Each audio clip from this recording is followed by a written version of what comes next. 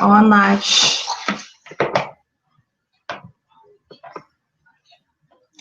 I don't know because I can't see in the camera yet, but we're about to get this popping right now.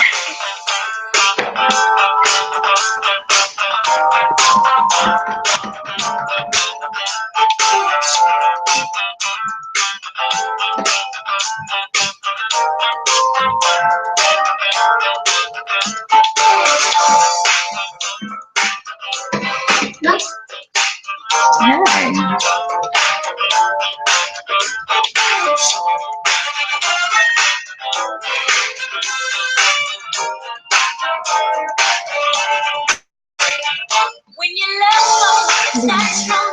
If I send you the link, will you be able to send it to everybody? Your grandma, Jen.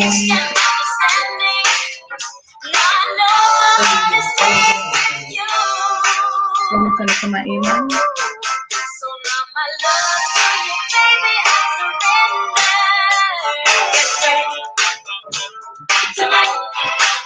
Let me know what that.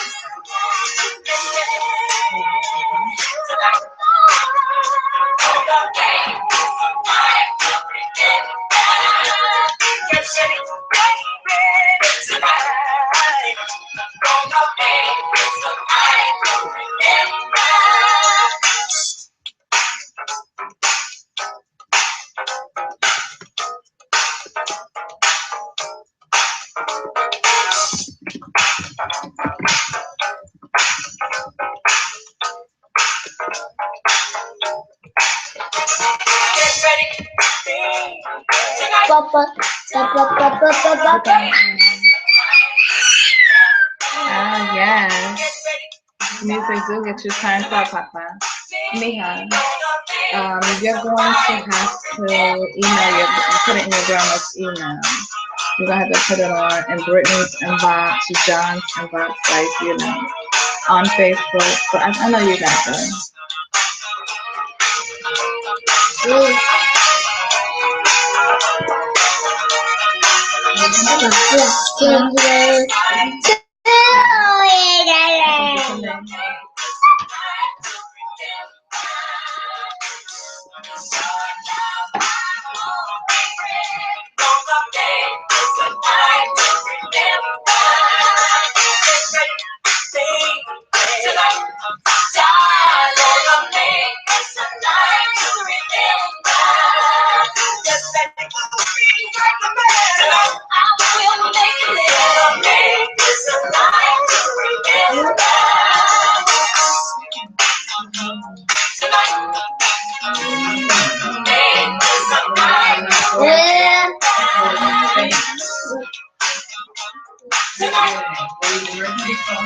Whatever you need to.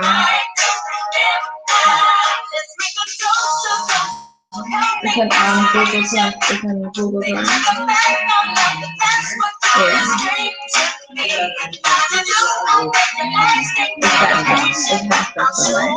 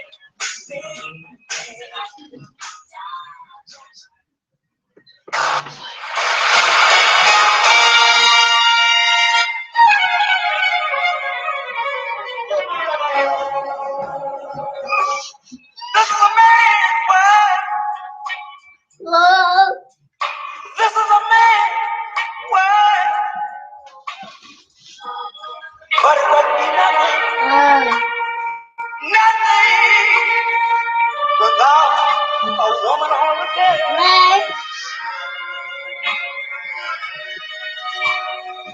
You see, man made the car to take us over the road. Yeah.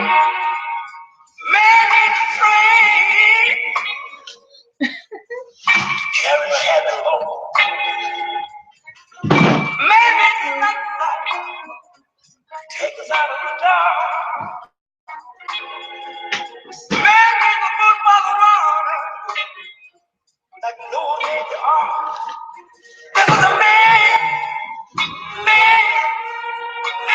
world, but it wouldn't be nothing without a woman on the day.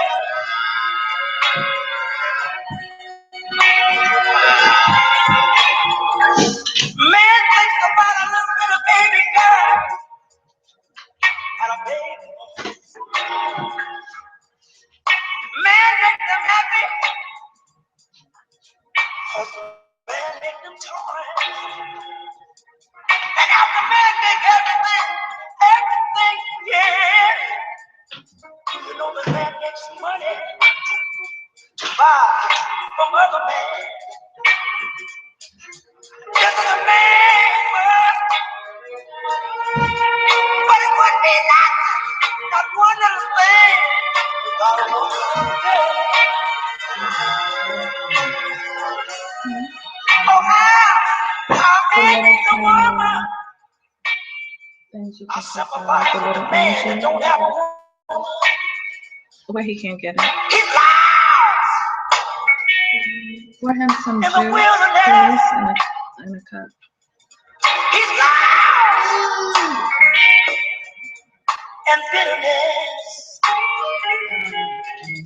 He's lost.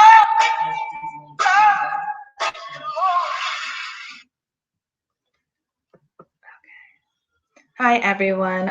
Good evening. My name is Natalie. I am the founder and host of Why Fathers Matter.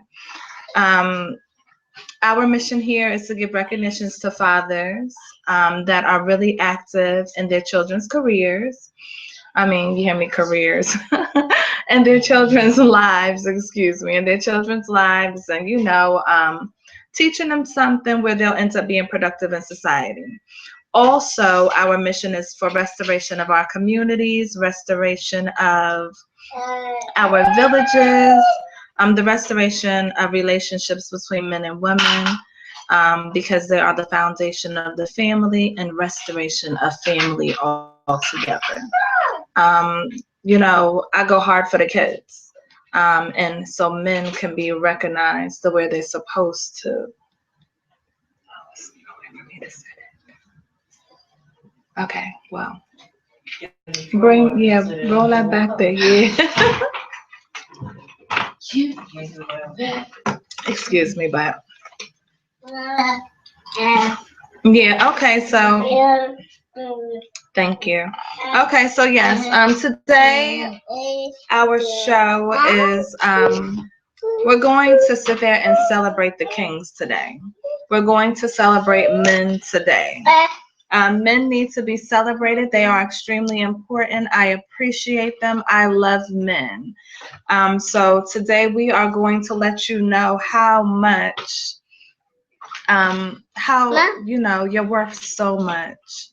And I just feel so compelled to let you guys know this. Y'all get such a bad rap, you know what I'm saying? And I was just talking to someone earlier, maybe like 30 minutes ago, and I was explaining to them, it's a lot of good men out there, even the bad men or the men that women feel are no good.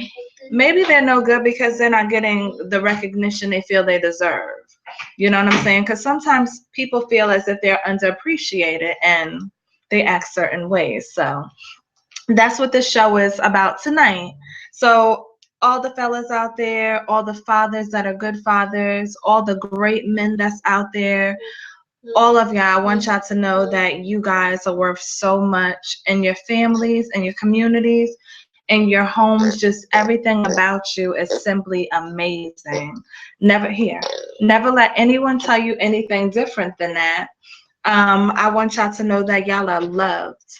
You know what I'm saying? Everybody's been through something before, but today I want y'all to know that y'all mean a lot and you guys are loved, okay? And y'all are the reasons fathers matter. Yeah, go get your baba. Okay, excuse me for a minute. My 17-month-old is like everywhere doing everything. He's trying to push buttons on my laptop right now. He's like right here. Zarian, put him in his car because he can be next to me, but I got the laptop on my lap. I'm sitting, you probably can't see the view from the window. I wanted y'all to see how rainy it is in Philadelphia today. Yes. No. It's been an extremely rainy day. So I wanted y'all to see that. I mean, it's been raining cats, dogs, elephants, horses, a little bit of everything. But let's get back on topic.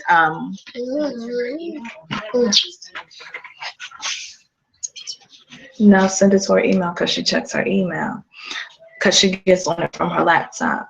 Yeah, you have to excuse me also. I would like to apologize for me being tardy tonight.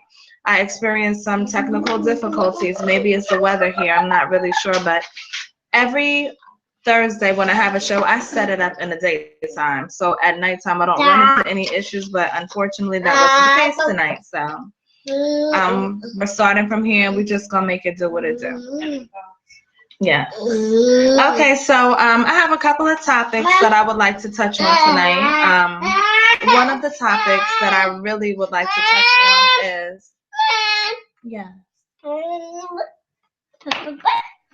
You have your baba. What do you want? Mama. I'm right here.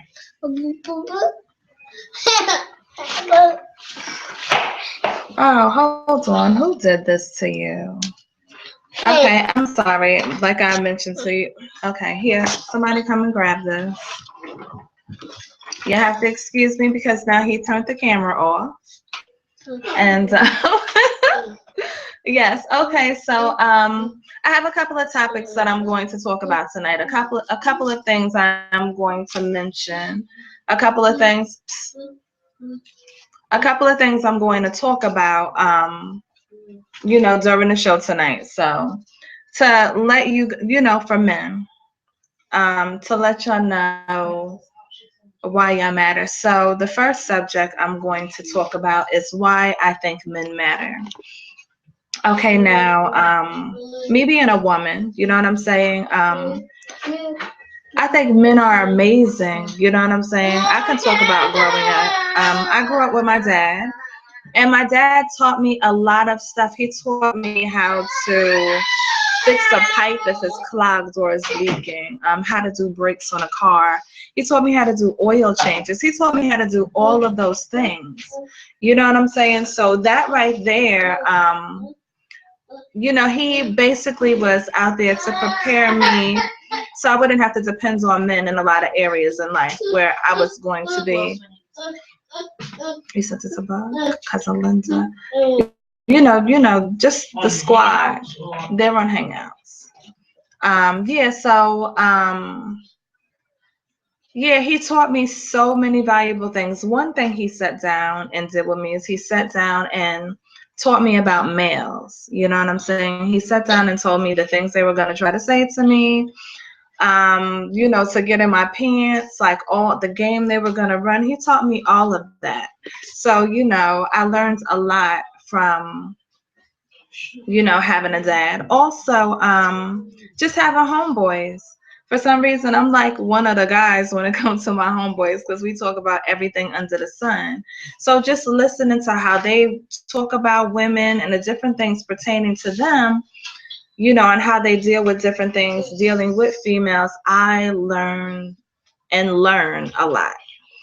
Y'all really, really matter. That's how you matter in my life. I love male companionship. I love having homeboys. I love conversating with men that can have an intellectual conversation.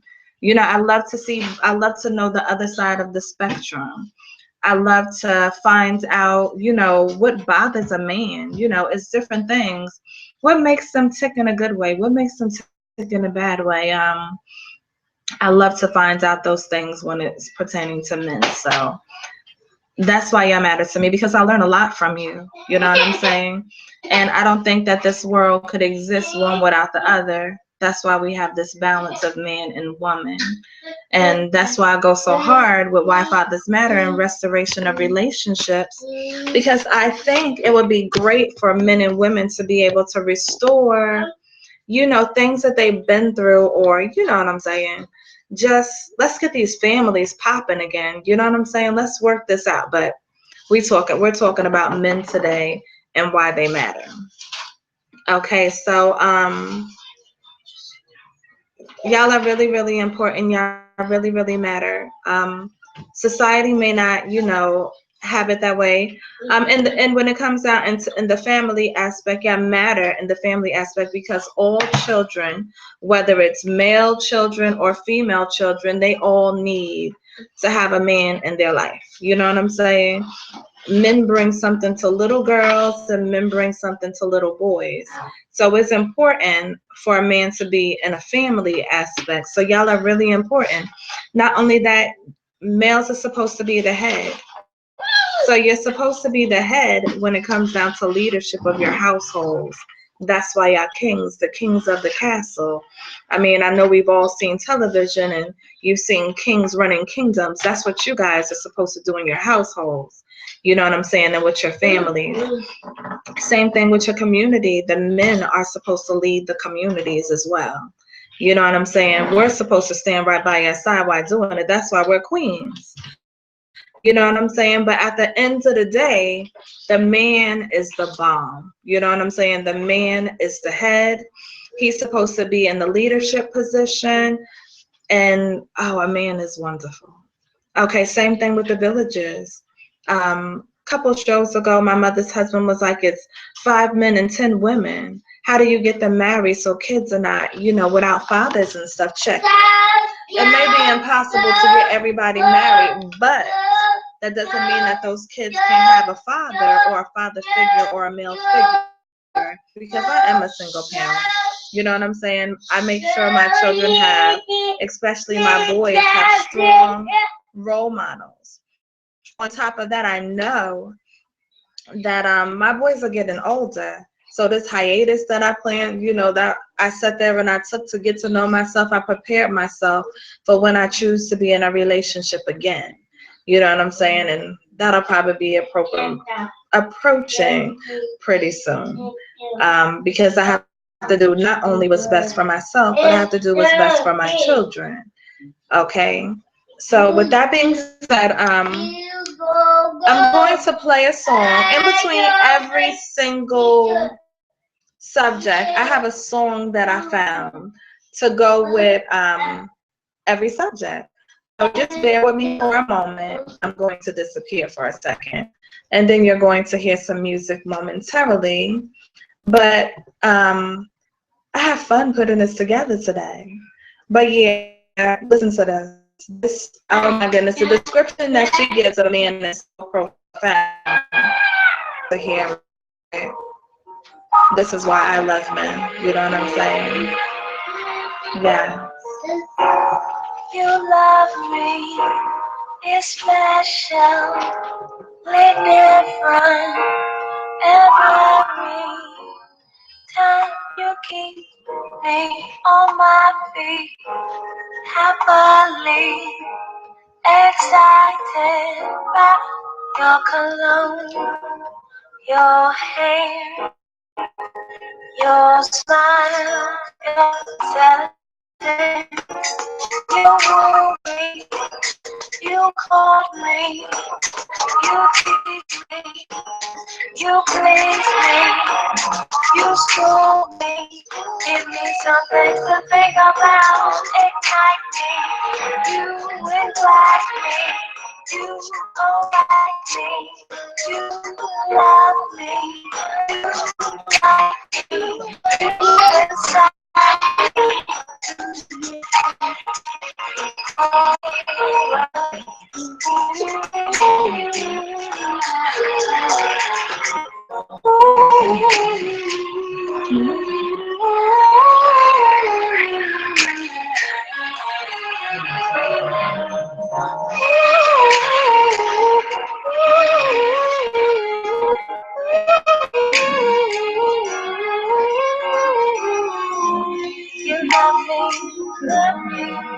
especially different every time you keep me on my feet. Happily excited by in your hand, your smile, your intelligence. You woo me, you call me, tease me, you please me, you school me, give me things to think about, invite me, you ignite me, co-write me, you love me, you like me, excite me to co-write. La la la la la la la la. La la la la la la la la la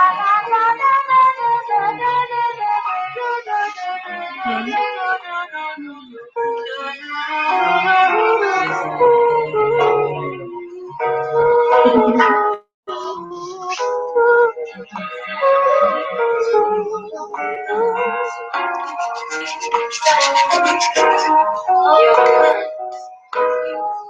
and special.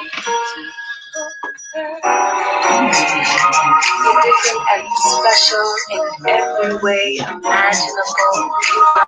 From my hair follicle to my toenails,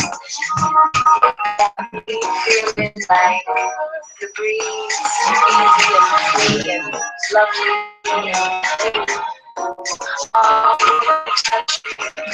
I just can't control it. Touch me. I just can't hold it. The emotion inside of me, I can feel it.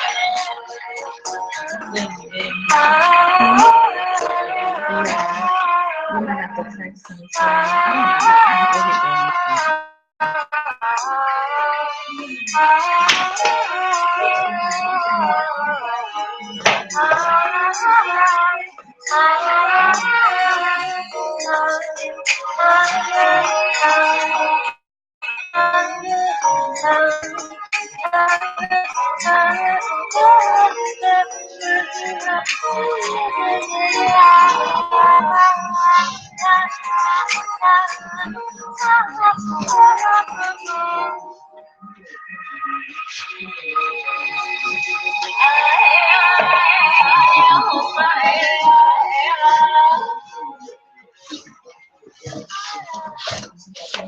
Yes, I think that song right there was an amazing song to explain why men matter, especially the breakdown that she has when she talks about his cologne and his hands and like everything about him. Like, I love everything about a man, so you know, those are I love that song also. But I think she had a great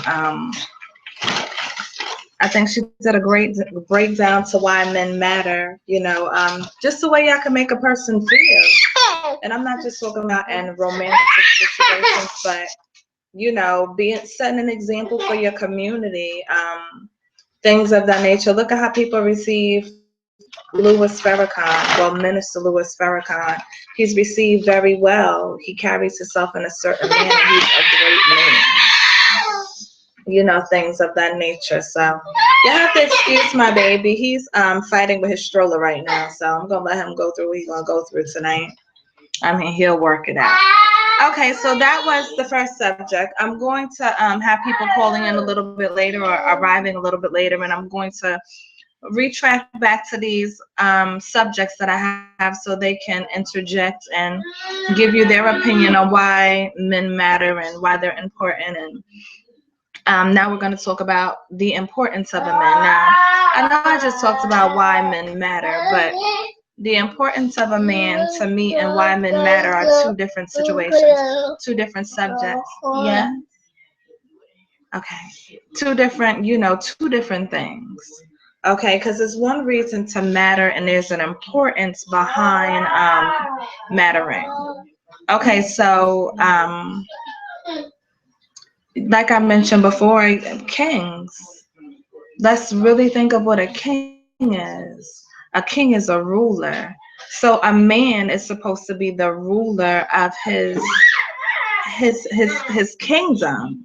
I guess in this case we'll call kingdoms your households, your communities, your villages, different things. Y'all supposed to run these things. You know what I'm saying? And it's extremely important because imagine a community or a village without no men. That is a formula of destruction because number one, us as females, I'm not saying we're not capable of running things. It's like I said, I'm a mother of four, you know what I'm saying? And I'm a single parent and I'm running things. My kids are good. You know what I'm saying? I do what I got to do as a parent. I do all of those things. You know what I'm saying? I make sure my kids are happy. I stay on top of their education. I'm making sure I raise productive children of society. And this is what I do. You know what I'm saying? And it's important for me to do it for them. Okay, so it's extremely important to make that happen. But I can't even put it into words the importance of a man because that's how important you are. But like I told you, in between each subject, I found a song. So I thought this song was appropriate also.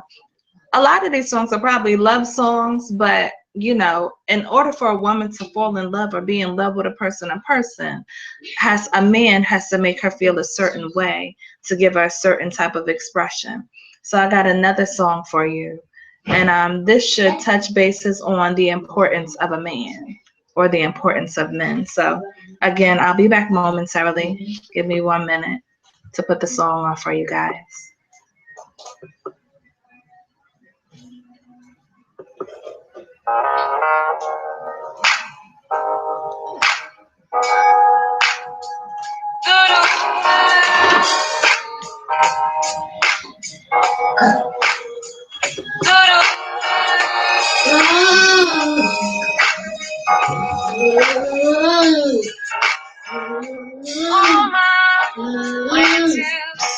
How do I begin to answer questions? I know you've been wondering why I could all be true. These things, who's that? And what's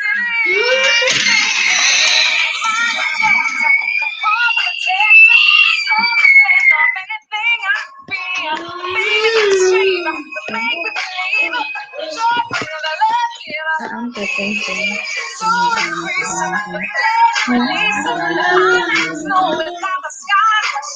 Yeah, remember I'm asking you questions, right?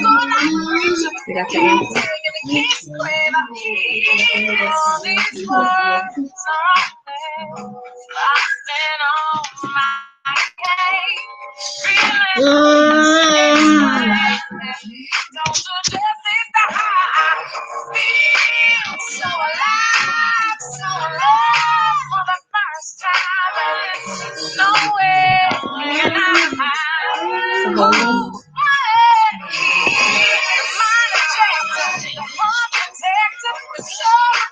Okay, that's underlined.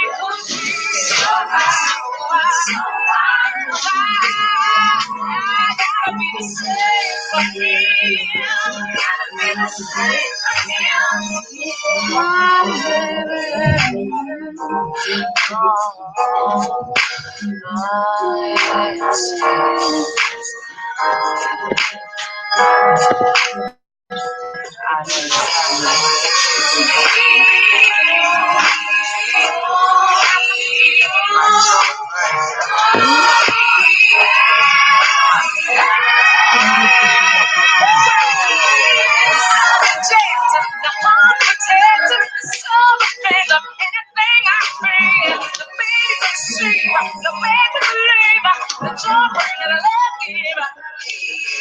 So increase the pleasure, the highlights, Lord, that's what's like a show. Teacher, all I preach, the can't take, the case craver. Bring your right, get it to the down, so the man of anything. Ain't over times of two, so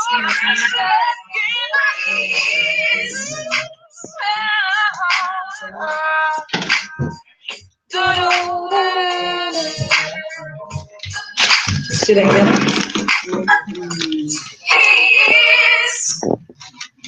Okay.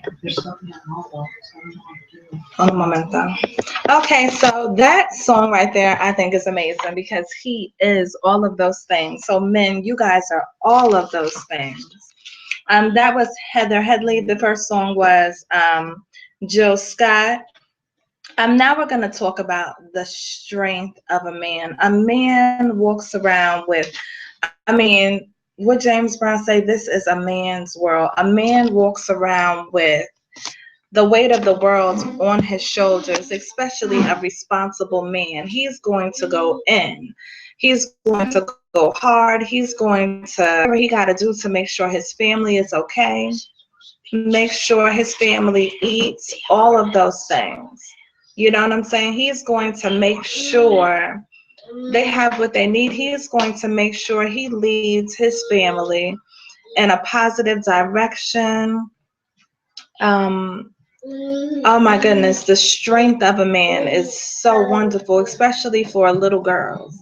A man is supposed to teach them or be the first person they ever fall in love with.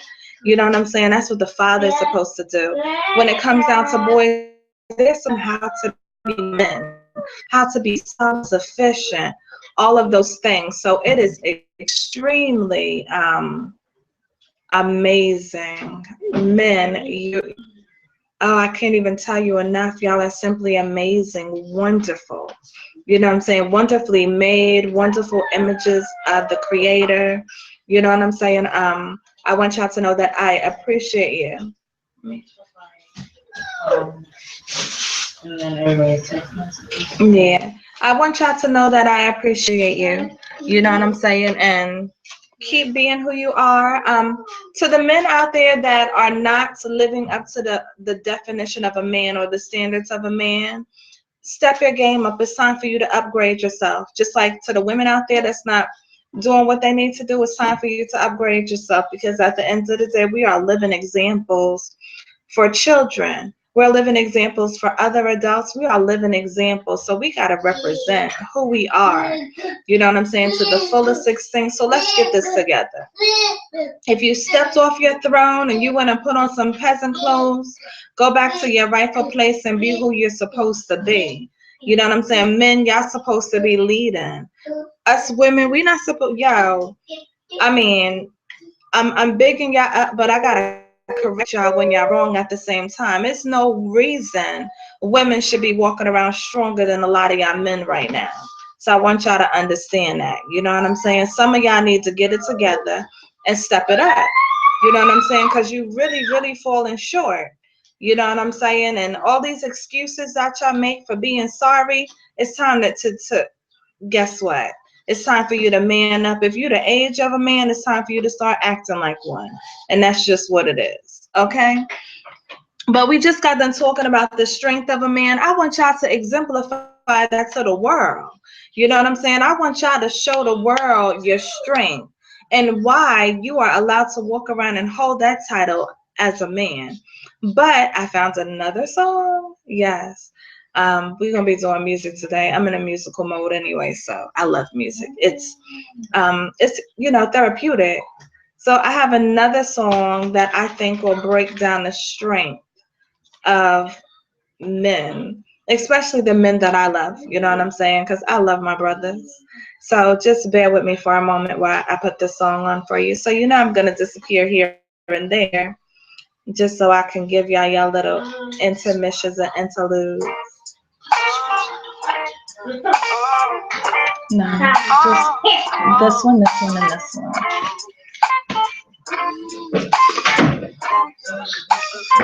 Let me see how to look. It's my king, it's my one, yes, he's my yes, he's my son. I can talk to you because you understand everything I go through and everything I am. It's my support system. Can't live without him. The best thing since sliced bread is his kiss, his lips, his touch. And I just want the whole world to know about my life, brother.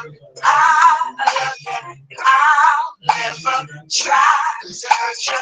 I want you to know that I'm here for you forever, true, because you're my life, brother. Strong brother, there is no one above you.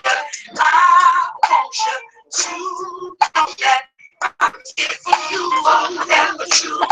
My days misunderstood, yeah. Some say that he up to no good around the neighborhood. Promote your information. A lot of my brothers got education. Check it, you got your Wall Street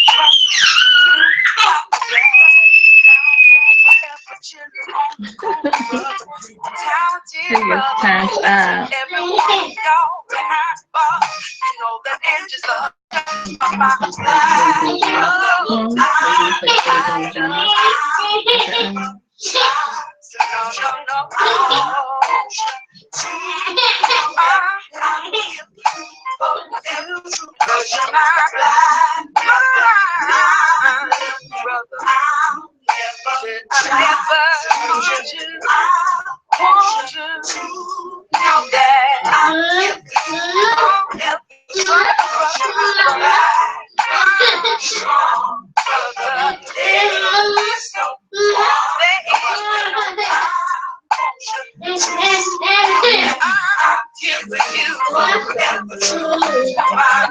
So much to me.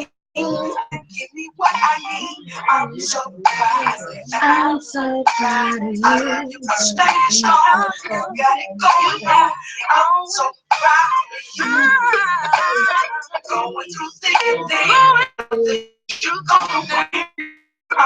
I'm so proud of you. Whatever you're facing now, brother's gonna work it out. I'm so proud. I got you. I love you.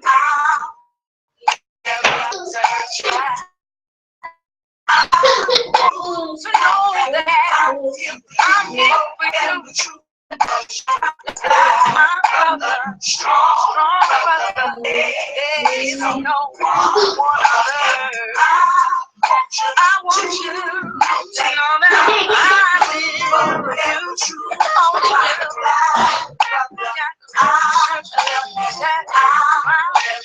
try to hurt you. I want you to know that I'm for you forever.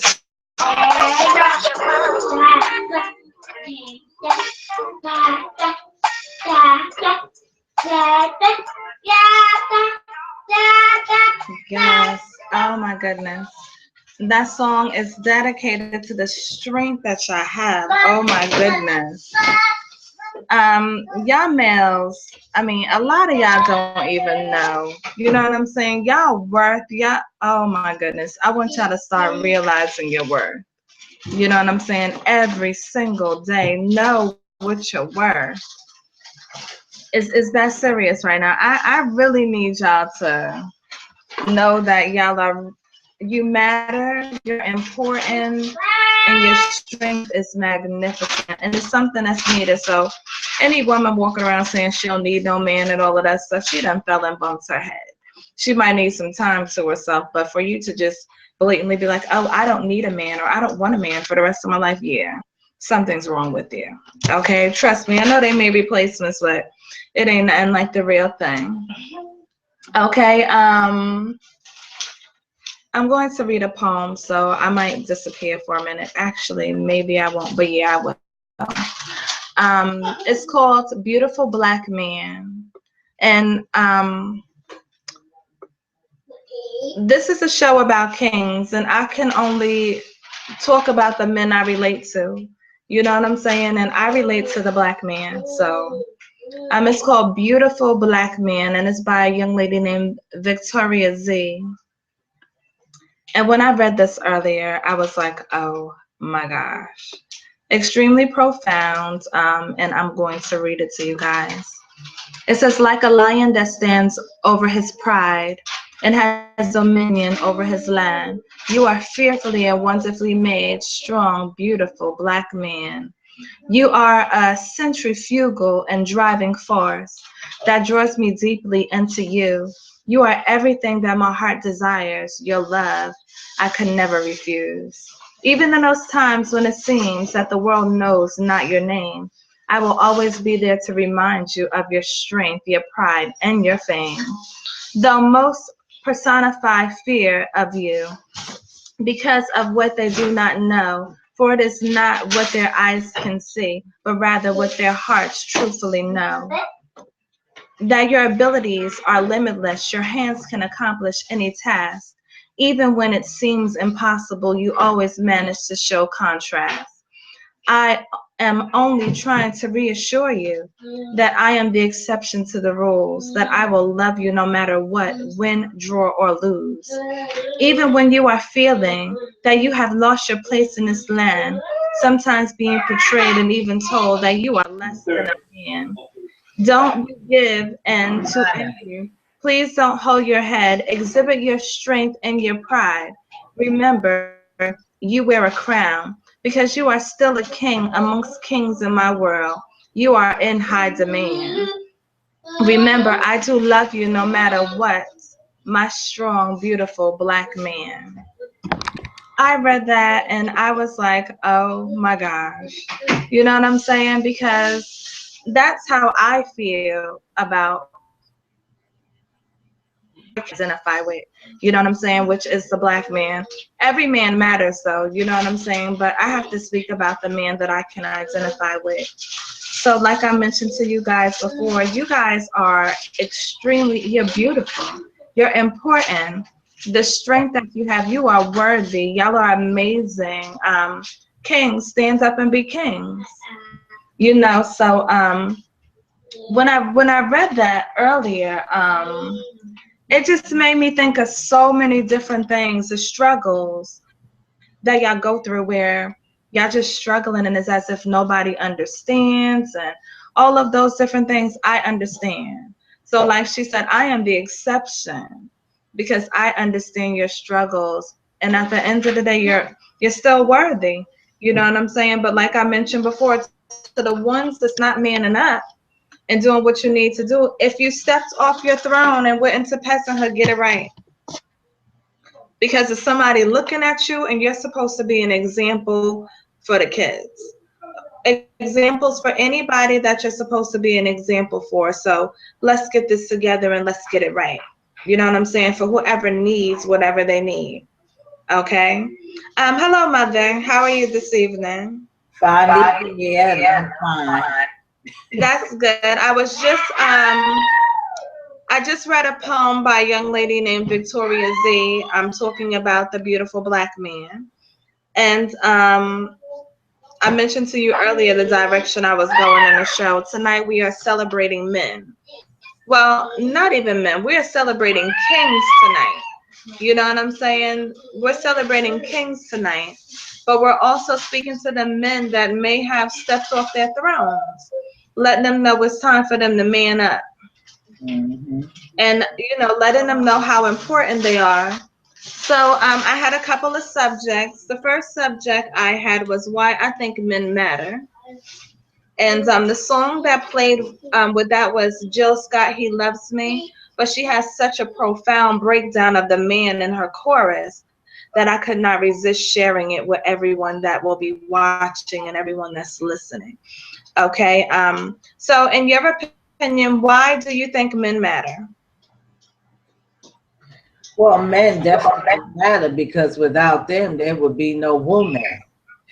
So Exactly.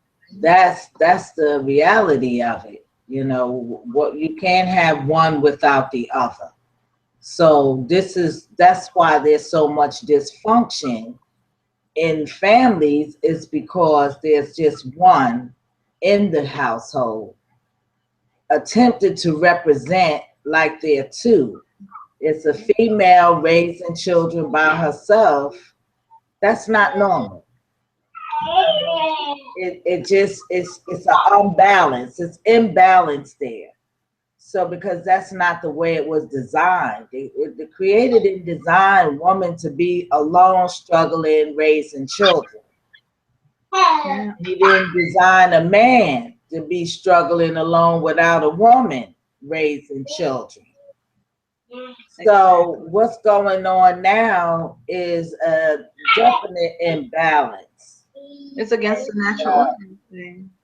We need to come back to reality and stop being diverted through subliminal diversions as well as conscious diversions to keep the family, male and female, separated.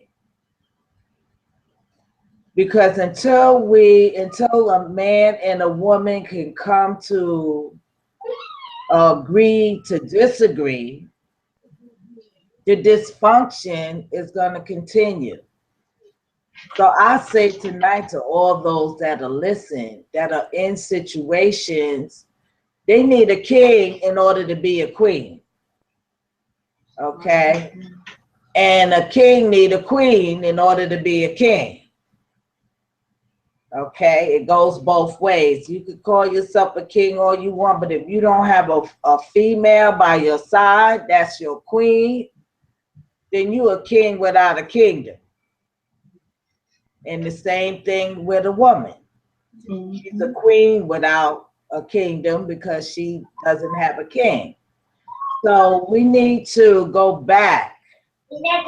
Talk about, oh, that's old fashioned, and then no, that's a cop out. No, because all this new stuff got the family in dysfunction.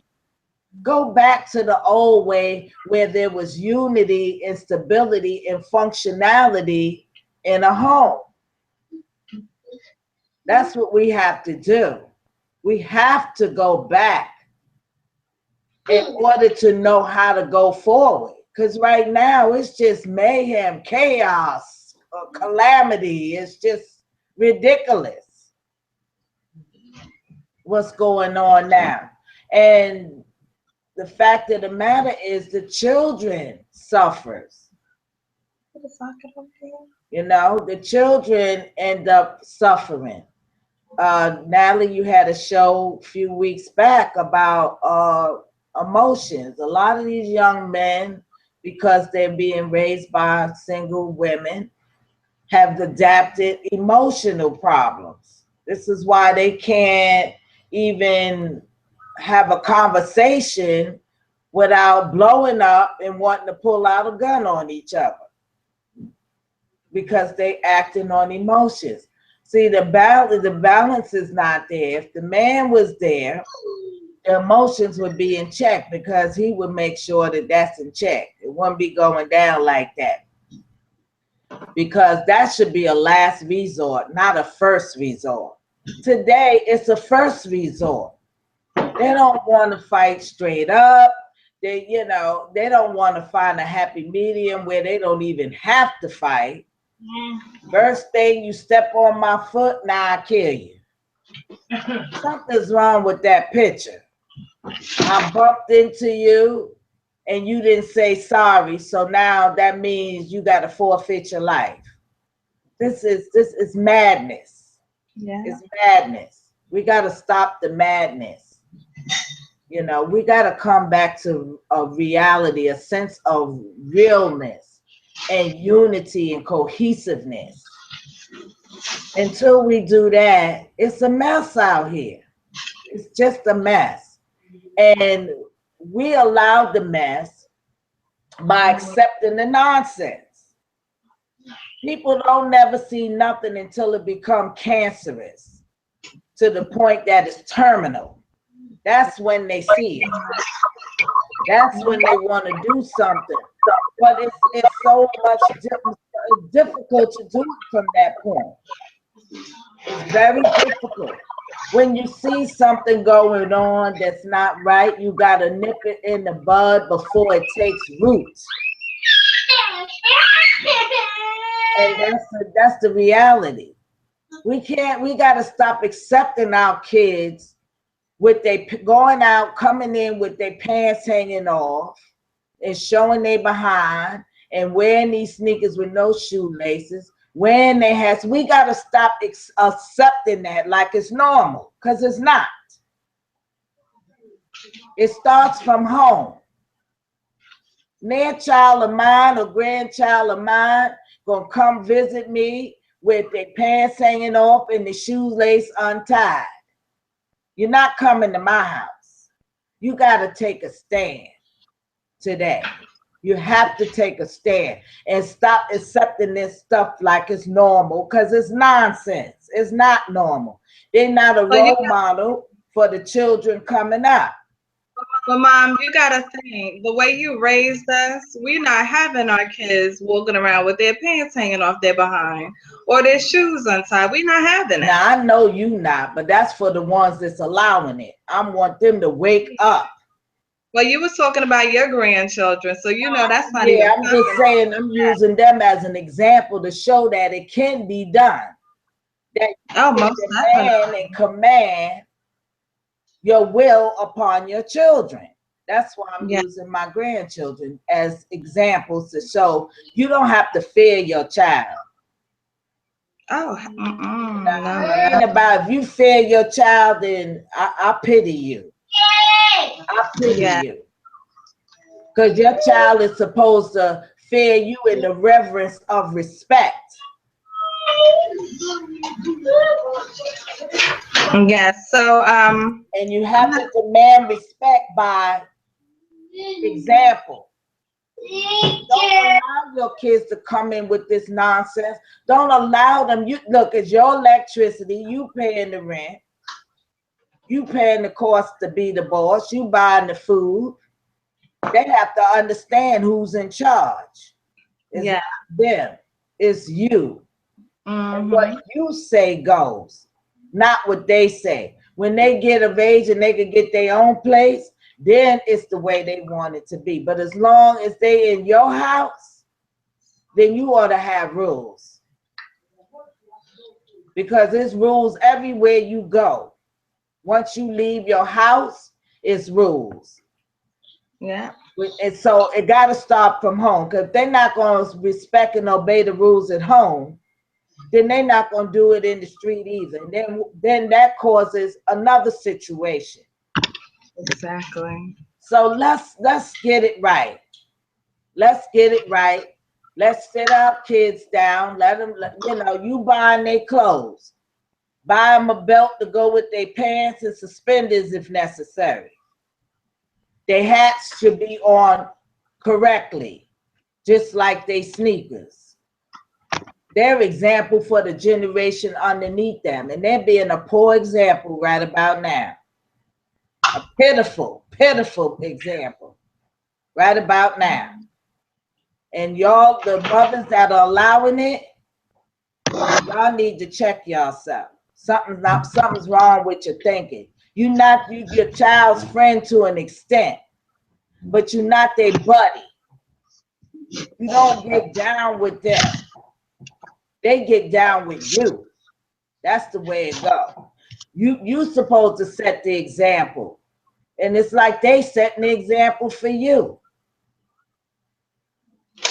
And again, like I said, our men are valuable. They are necessary, because, to reiterate, there will be no woman without a man and no man without a woman. That's like what came first, the chicken or the egg? Okay? It's a unit. We were created to be a unit and to raise a family as a unit. So let's go back and let's get it right. Let's just tear down this nonsense that's going on and build it up on a sure foundation. one that's solid, like the Rock of Gibraltar. That's what I want to convey to the young women and men that's raising children today.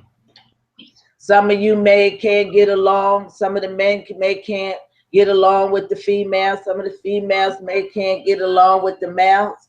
But at the end of the day, y'all got to sit down and learn how to agree to disagree and come to a happy medium for the sake of those children. That's what I say to y'all.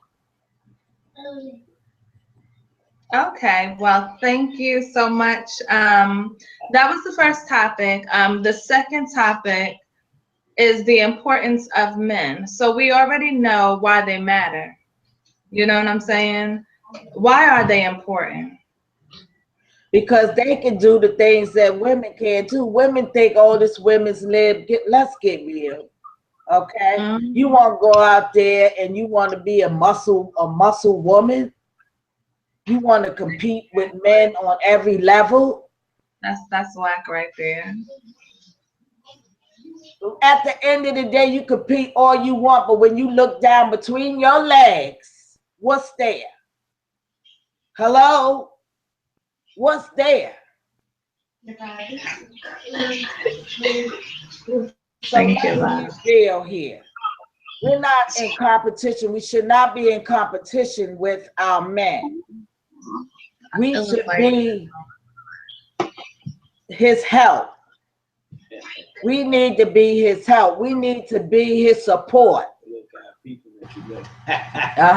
We need to be our man's support. We need to encourage him. Keep him lifted up. Keep his self-esteem high and lifted up. Jumping all over the place. Go ahead. He's got enough when he go outside that door to me that's negative. But when he comes into his home, which is supposed to be his castle, he should feel like the king when he get there.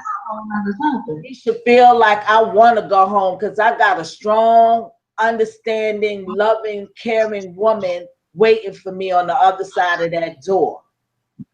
She gonna know I'm tired after I done went through what I went through working all day and what I had to encounter getting to work and getting back home. She gonna understand when I come in that door to say something kind to me, ask me how was my day, you know, be having my dinner, getting that ready, you know, making me feel like she cares about me, all about me.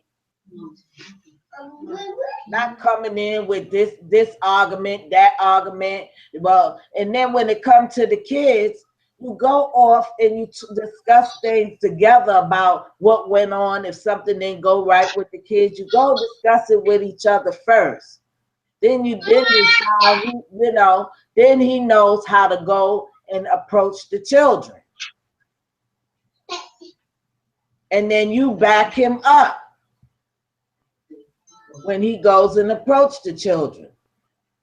Because children are smart. If they see any weakness in the unit, they're going to play on it. Yes. So what I mean by that, what are you saying? I'm saying that if I stand up, if my husband says, you on punishment for the rest of the week, you can't play your video games, you know, all you're going to do is this week is just read books. Now the kid gonna come behind me and try to undermine what the daddy just said and say, Mom, can you talk to Dad so I don't have to be on punishment or it don't have to be the whole week? No, you say what the father say. That's what you say. That's your response. Your father said a week, then it's a week. You back him up. Don't allow your children to play you one against the other. Okay, no, you're absolutely right with that. Okay, so let's mention some strengths of a man. You know what I'm saying? my opinion, well, I'm not even going to say my opinion. You know, the man is supposed to be the king of his kingdom. And when we say kingdom, it goes way deeper than his household. The men are supposed to be leaders of the communities and the heads of the villages. You know what I'm saying? And the heads of their households, well, which would be their kingdoms. Um, you know, so they play a very important role in the lives of everyone in society. So what do you consider some strengths of a man? What I consider strengths of a man, I'll give an example of that. okay, I consider his strength, first of all, his intellect and being able to possess his loins, and also being a protector, a provider, um, just a sense of stability. He knows how to handle situations, whether it be with the children, or whether something going on with his wife, or whether something going on with himself, or whether something going on with his neighbor, or something going on in his community. He ought to have the wisdom to be able to handle things that come up. Also, he ought to have the strength to hold you together when you falling apart. So if I'm having a bad day, then he ought to be able to see recognize I'm having a bad day, and build me up so that I can let go whatever went on in the day, and have a transformation of my mind. In other words, lift me out of that depression or that I may have came in with. A man with broad, strong shoulders that you can lean on, you know, when you need to lean on it. That's another strength of a man that I like. Being able to have resolve under pressure. That's the strength. That's what I look for. That's what I'm gonna say I have. I don't want to make nobody feel, you know, but I have that. And my husband, in my eyesight, he's like King Kong, you know. Better looking. Only better looking.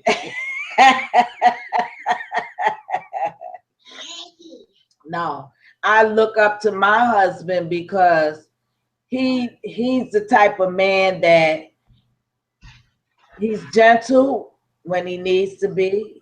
He's firm when he needs to be. He's compassionate when he needs to be.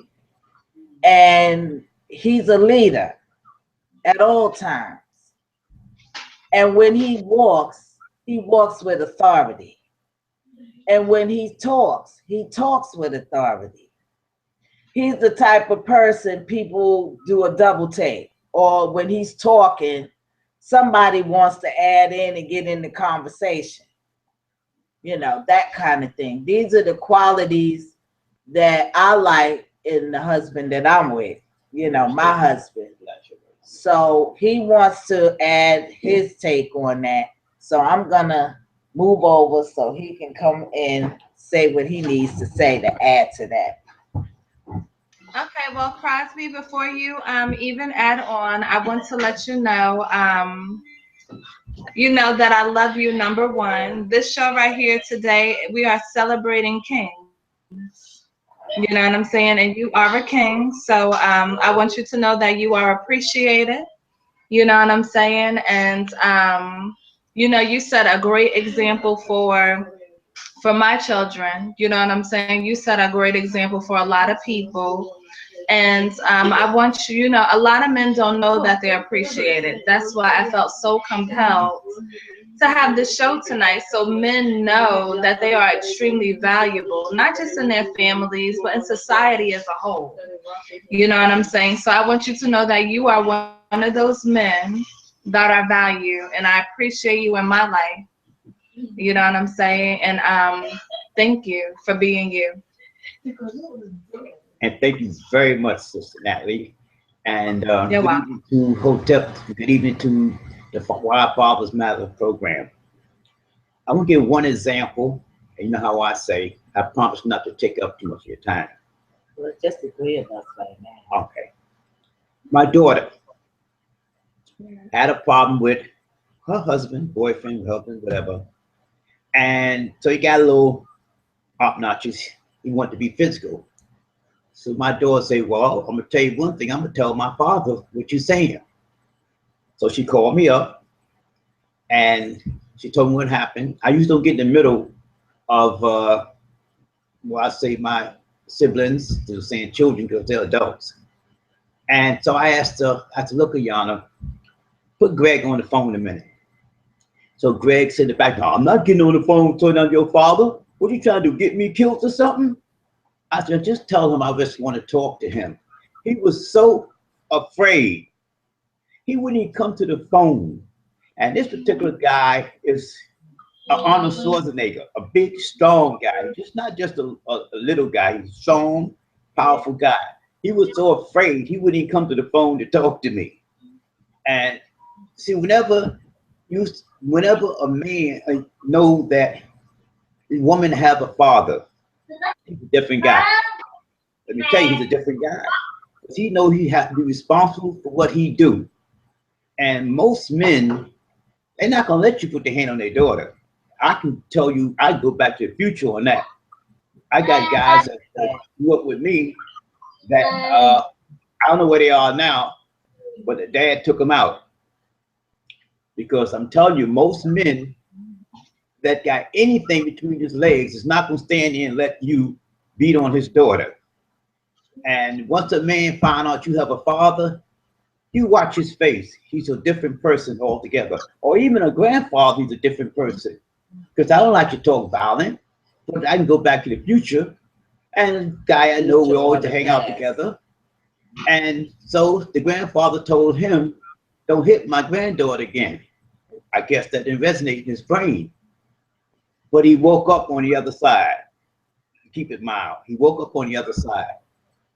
And I can go story after story because all these stories I'm telling you are real. And there's people that's not even on this planet on this side that put their hands on somebody's daughter.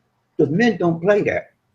Real man is not going to allow you to do anything to his daughter. Or the grandfather's not going to allow that. And I'm a witness to that. I've seen this in action.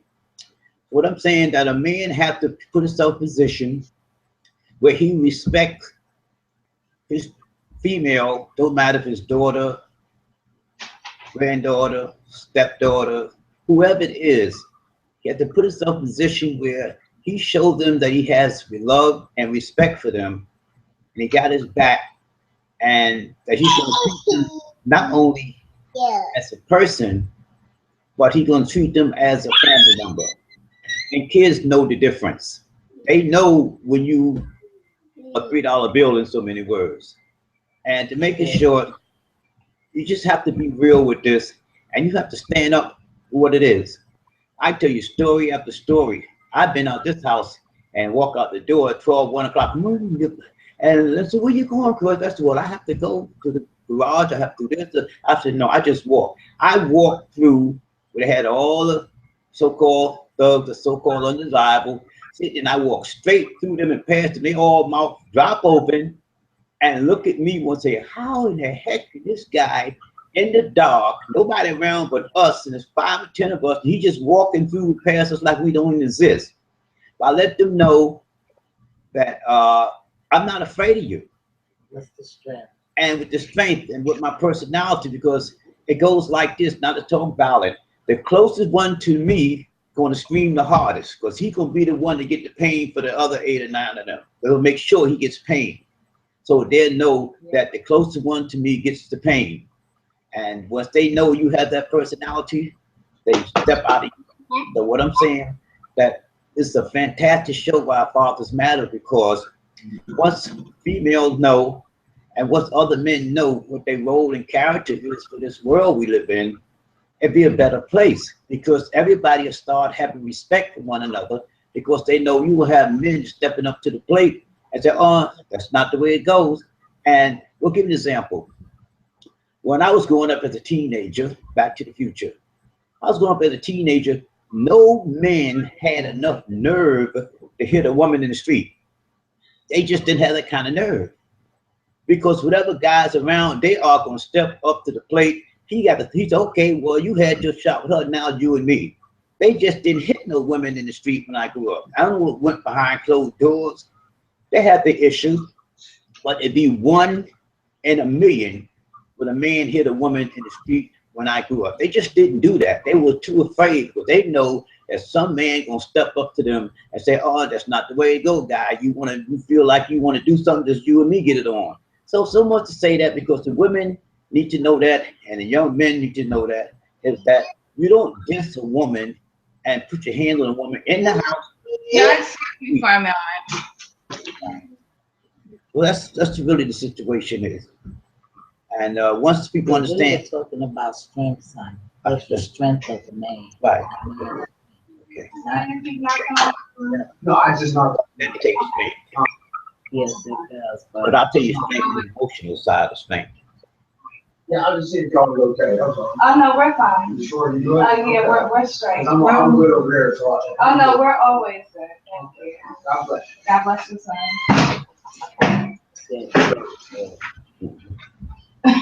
So you can keep talking if you want, because it's loud.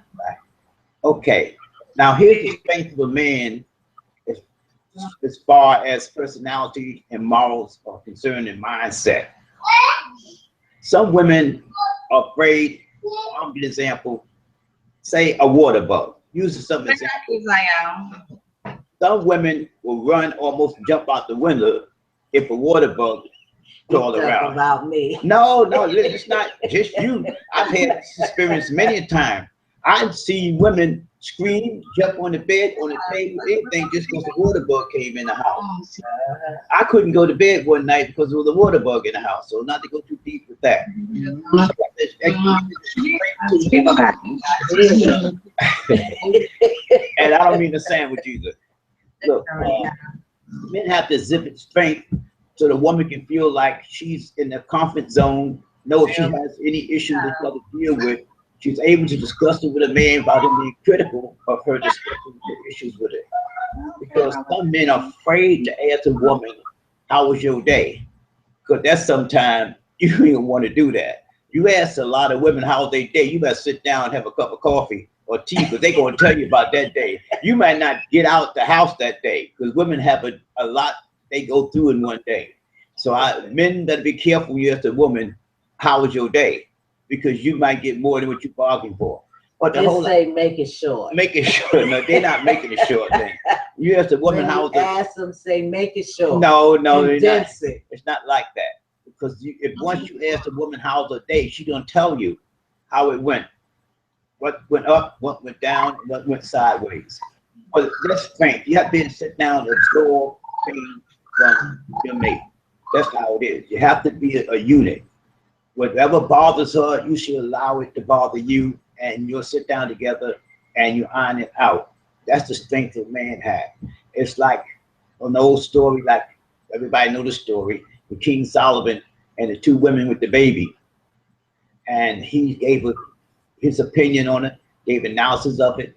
And when he finished with it, the women were satisfied with King Solomon's story. And everybody knows that story because it's older than time. And that's what a man has to show, where he has the mentality to deal with not only his situation, but his wisdom and dealing with it. This woman is like wisdom too, because it's important. And your mom is sitting here, she'll tell you anytime something happens. I say, Lynn, you gotta look at it from 2 sides of the story here. Make sure with your goodness don't get confused, and make sure they understand what you're doing for them. You're doing it from your heart, and they have to appreciate it, because if they don't, then it gets cut off somewhere. So all I'm saying is men have to act like, if you want to be king, that's the kingdom. If you want to be a queen, because they're not gonna have no queen with no kings, and no kings with no kingdom. It's synonymous with one another, and that's how it is. And just why are men important? That's why men are important, because it's like walking around with a headless man or a headless person. If there's no head, then there's nothing there. You have to have a head, and you have to show that you can be capable of being the head of the household. You have to show you capable of being the role of the king, not just with words, but you have to show somebody. You can't start telling somebody about I'm a man. When you're a man, people see that. You don't have to tell nobody that you're a man. Describe a man, honey. Oh. Some of you young guys need to get it. Okay, look. Here's a man. A situation come about with his siblings or with his wife. Instead of getting physical with his wife or girlfriend, he leaves the physical part out and sit down and he talk to her and say, look, this is what happened. This is another way to look at it. It's not necessarily look at it from an emotional standpoint of view, but look at it from a logical point of view. You have to give examples and dialogue back and forth with your woman in order for her to appreciate you as being a king. It just can't come off from the strength and Go back, honey. Right. A man is to a family. Okay. I have to talk about what a man obligation is to his family. Okay, that's a good question. It goes like this. If you're a man, we had an old saying that goes like this. If you want respect from a woman, you have to earn it. And the only way you can earn respect from a woman, you have to show that you were there for her, that you're going to be in a position to take care. First of all, if you're not paying the rent, you're not doing nothing. You got to first establish that. You have to first be in position to pay the rent. That stuff about 50-50 doesn't work that way. Women don't respect that, okay? Most women don't want to hear that. And to come down to say food, okay, you go to the supermarket, you may have to understand, well, you may not necessarily be able to buy all the food, but you have to basically be in position that you have to feed your family. That's your job. Your job to make sure you have food, clothing, shelter for your woman, your wife, and for your family. Those are the first obligations you have. And that's you have to, if you can't live up to those basic fundamentals, then you not gonna have nothing.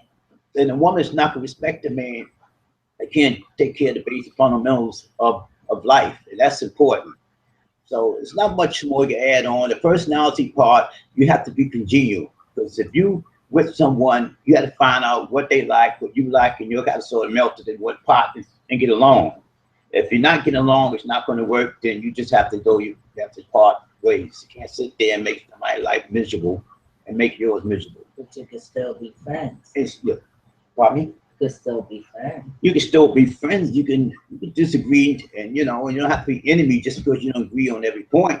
Nobody, I don't really agree with, most people don't even agree with themselves on every point. So right now, she's not going to agree with everyone else on every point. But women go through things in this world too. Men go through things in this world. Everybody have to understand that. It's not a one-way street. Everybody have their issues. And we all have to, sometimes we have one side, female or male, have a little bit more involvement in the issue. So a newborn baby that cries, he cries or she cries because they have their issues and their problems. Everybody's problem to them is large. No such thing a person problem to them is small. So as a man, you can look at your kid's problem as small. You can look at your wife's problem as small. Everybody's problems to them are large. Otherwise, it wouldn't be a problem. And you have to understand that, because once you say, oh, go sit down in the room and don't bother me, that's not fair. That's not the way it goes. Everybody has problems. That's why the kids cry. They cry because they feel as though that nobody understands them and can't deal with their problems. You have to be able to deal with the kids' problems head on and let them speak and express themselves. You can't talk for them. So, we go on and on and on. But basically, you just have to understand, a man have to understand, if you want to be a king, you got to have a kingdom. If you want to be a king, you got to have a queen. Okay? And the man represents his family. Funny? A man represents his family. Right. So the way he dresses, it matters. The way he carries himself. Sometimes I wonder. I had a doctor ask me one time. He said, Crosby, tell me, when do you realize that you're a man? This is a doctor. I'm a patient of his. He said, when do you know you're a man? I said, let me say it to you like this. It's a very thin line between a man and a boy. The very thin line is to determine when you're a man. it's a line. When you cross it, you may not even realize it because it blends in. I had a millionaire guy I had to work for named Greg Mitch. He said, Cosby, when do I become a man? He said, I'm 38 years old, something, 40, whatever. He said, how do I know when I reached to be a man? How can I tell? I said, Greg, same thing I told the doctor. It's a thin line because when you get to that line, it's sort of shady gray. You really can't tell when you're going to be from a kid, adolescent to a teenager because it's a very thin line.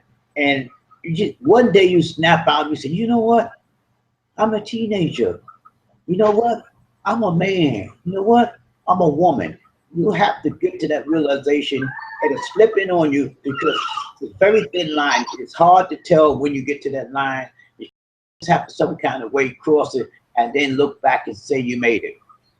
I think when you put away foolish things as you mature, things that you did don't no longer amuse you. That's a profound statement you make. And it's a true statement, but it's very difficult. And a lot of people don't understand the biblical statement. Sometimes you gotta make it see. So, some men like playing ball. They play ball. Some men like playing basketball. You have a brother who's like that. He goes from New York City all the way down to Florida to be in the basketball game. And he was a grown man. So what I'm saying is that, you know, when you say put away childish things, some men like sports. Some men like to do things like kids. Some men like swimming. Some men like jogging.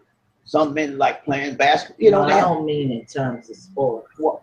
I mean it like if it's a guy and when they think young, they gotta have a carload of guys. They always have to roll deep with a bunch of guys. No, that's Okay? not. That's insecurity. When you see a man with 4 other men with them in the car, that's insecurity.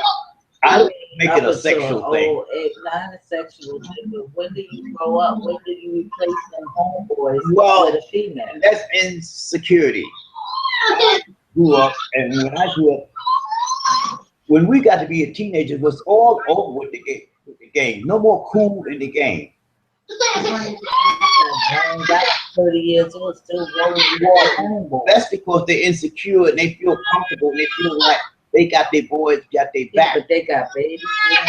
Well, when do they grow up and be a man and get rid of the homeboys out the car and have these kids with women?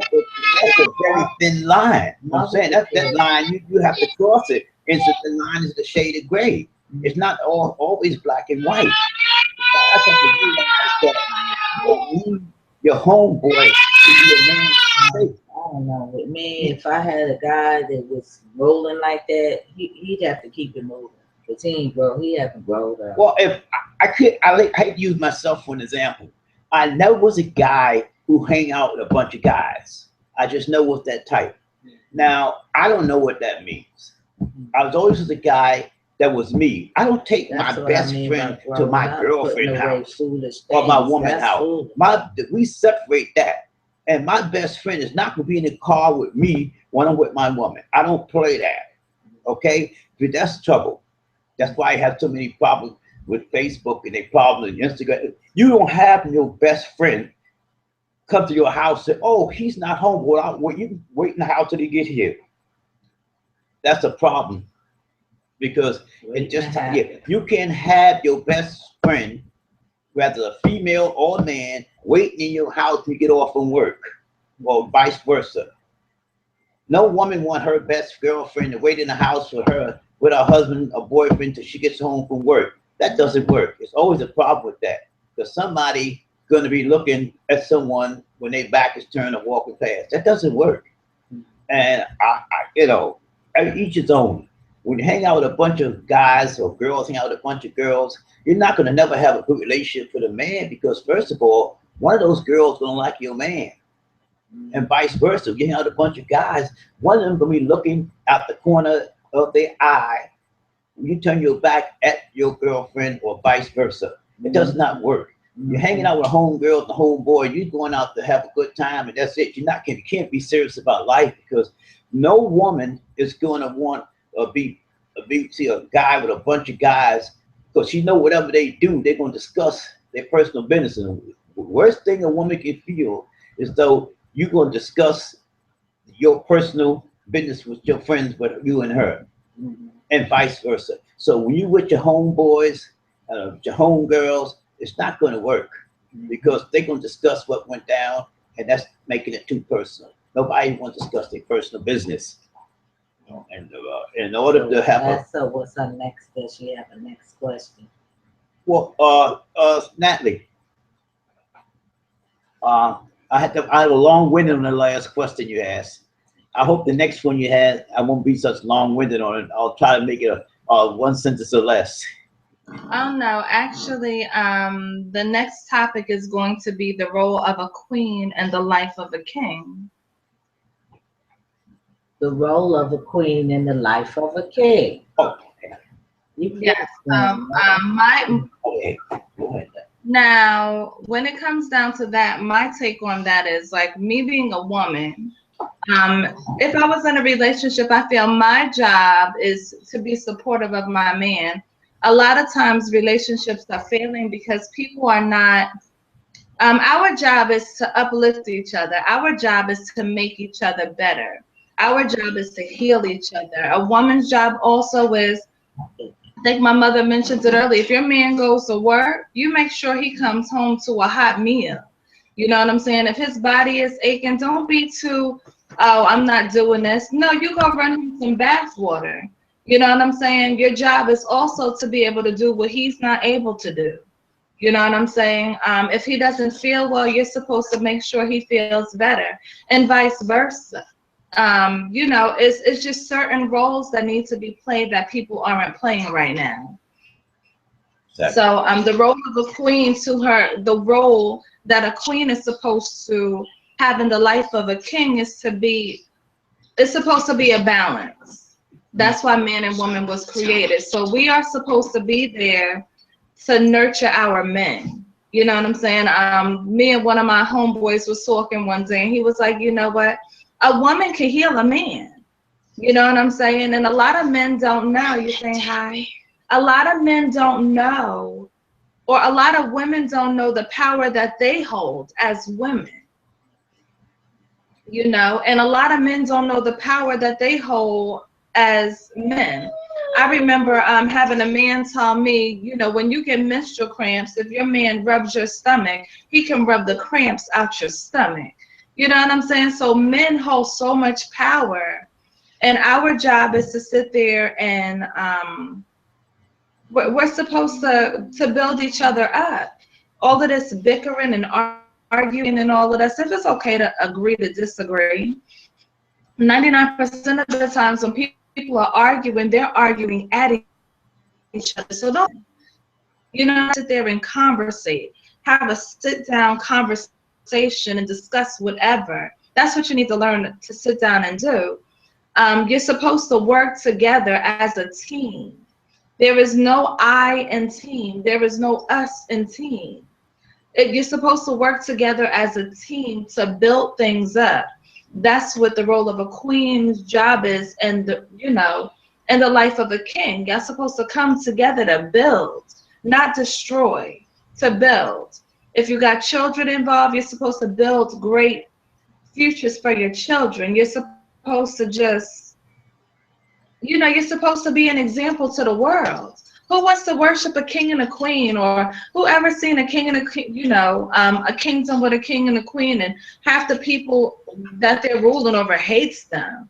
You know what I'm saying? And the only people you end up ruling over is the people in your world. Like this right here is my world. Right now I have a world of four children. This is my world though. You know what I'm saying? So at the end of the day, everybody has to know their role. And a woman needs to know what she's capable of doing for her king. Now, my mother says something very profound. I'm a queen, okay? But I'm a queen, and I have a kingdom because I have kids, and I'm running this kingdom, okay? There's no king in this kingdom now. You know what I'm saying? And there's a lot of queens having kingdoms with no kings. And there's a lot of men walking around that's supposed to be kings that have stepped down from their rightful positions, will make it a shortage of kings. You want to tell them what you wanted to tell them earlier? Oh, sure. My daughter want to share something with y'all. Go ahead, Mia.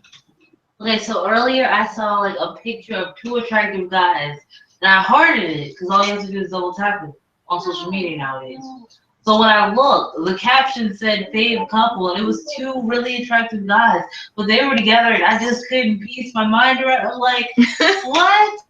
And I love gay guys; they are the best people to hang out with. But bruh, y'all are tripping. Stay on one lane. Who am I supposed to date? I'm gonna be by myself for a long time, and all the good looking guys are gay. It's gonna be so bad. It's gonna be so bad.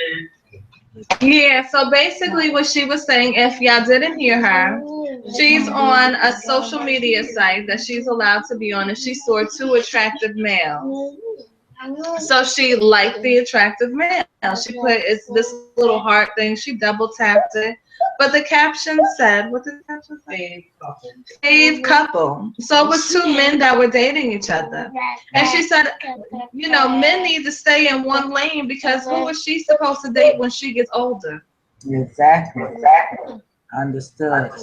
She said, "All the cute guys are gay."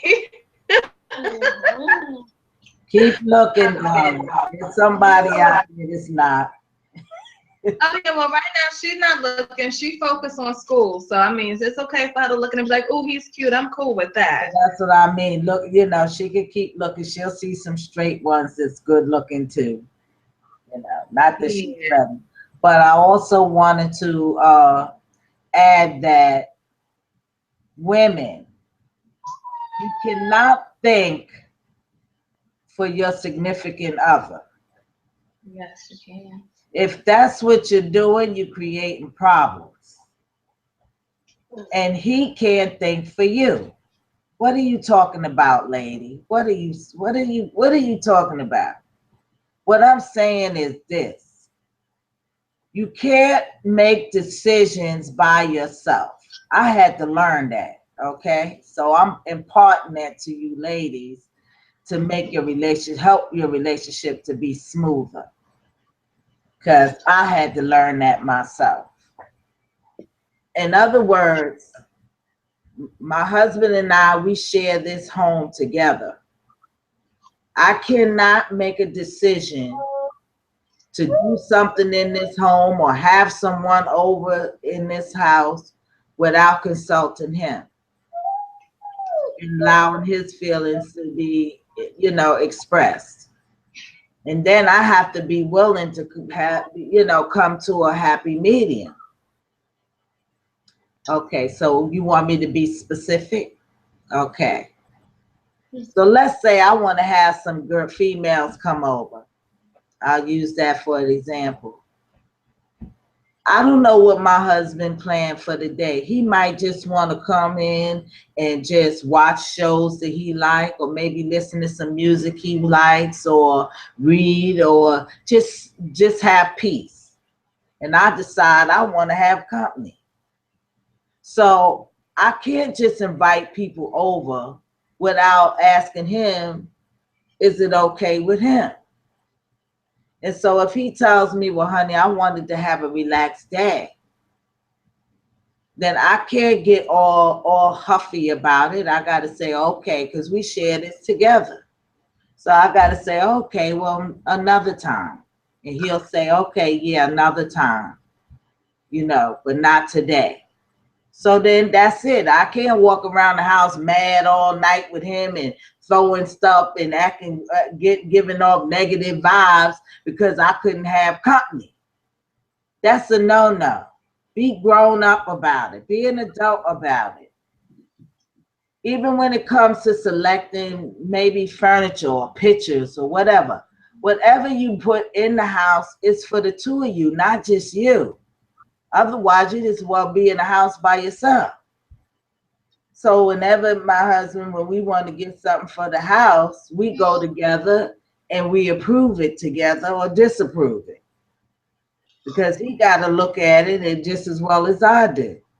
So what I'm saying is, you don't just take charge as though the man don't exist, and he won't just take charge as though you don't exist. Exactly. Okay, Right. that's sharing respect for one. Okay, I want to interject on what you Don't say. put your man down. That's another thing. Do not put him down. Do not put him down. I cannot stress that enough, because you don't want to be put down. At the end of the day, don't dish out what you can't take. And for all the young ladies that looking for dates or looking for the other significant one, the worst place you go to a gym. Because if a guy is in a gym all day, I mean, let's look at it like this. It's okay to be, I don't want to say be vain or unvain, but if a man in the gym tripping on himself all day, you have to get a little cue from that. That's the worst place to go look for a man in the gym. Don't even think like that.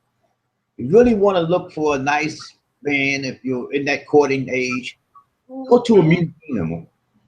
Go to a jazz concert. Go to somewhere where intellectual people go, that go there with their mind first. Mhm. If you go to a library, you most likely might meet what you so-called a square guy. Don't look for none in the club. And don't look for no man in the club. There's certain things that no.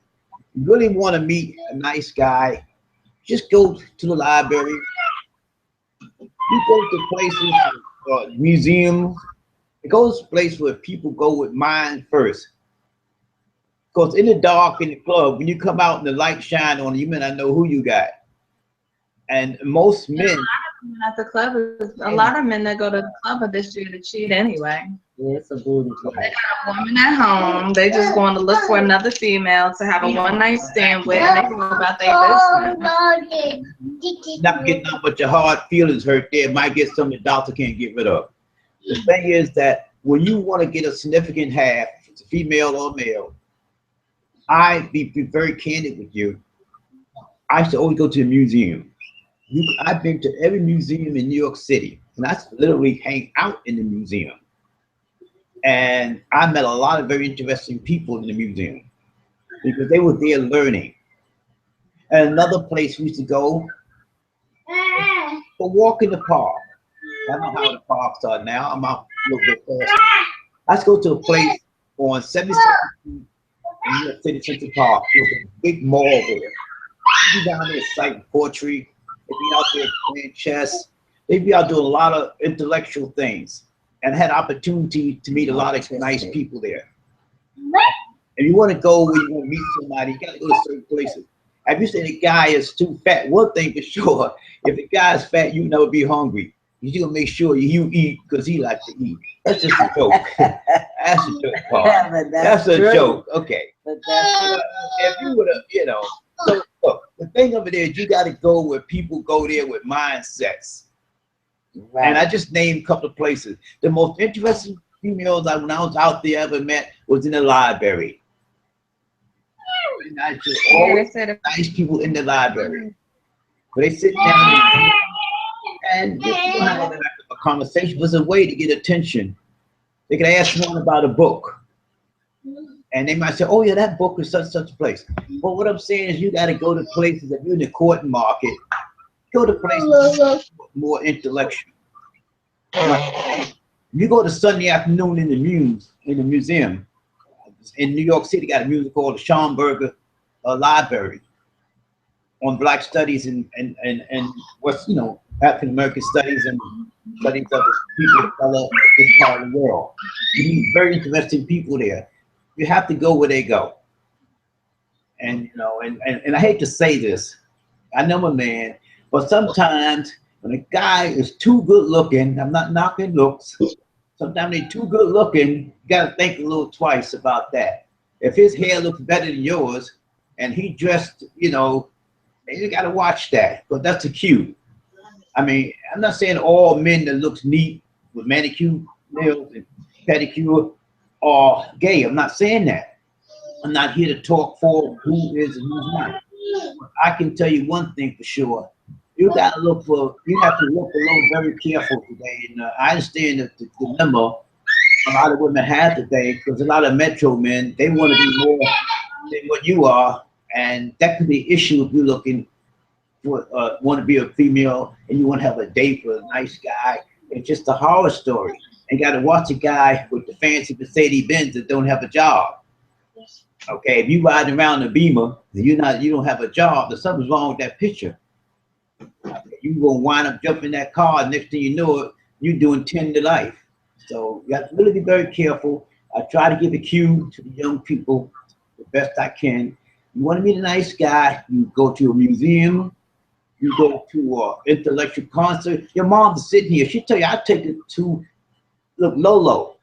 I used to take her to concerts in Carnegie Hall, Columbia University. And she said, Crosby, I didn't know you knew that much about the orchestra music. They used to love it. I got your mother loving Beethoven now. I liked it before. I know you like Beethoven, doll. I'm just talking. Okay. I'm going to get it all right, but I'm on the right track. 90 seconds. The thing of it is, you got to go where people go. It's intellectual. And she took us to a concert. And she take us to concerts, because you got to go to certain places to meet certain people. Okay, and that's just how it is.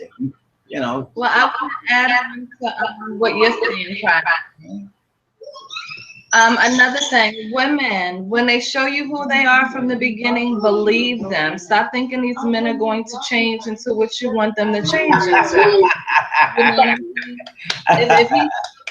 what I mean? Pay attention to the actions of these men. You will learn a lot. That way you're not wasting your time on no pipe dreams or nothing like that. You know, I do a radio show on Mondays. It's a spiritual show. The gentleman's name is Eshu Shango. He's a reader. He's actually a Tata Apollo Mayombe. But he does tarot readings, 1 free questions on Mondays. And then we have Papa Hoodoo. He does birth chart readings. He's an astrologer. And I'm an empath. So we have a show on Monday.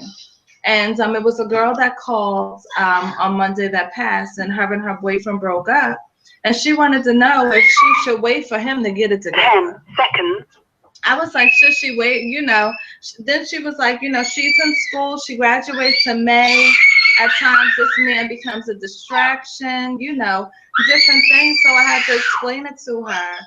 You know, you might want to just let him go and focus on what you're doing.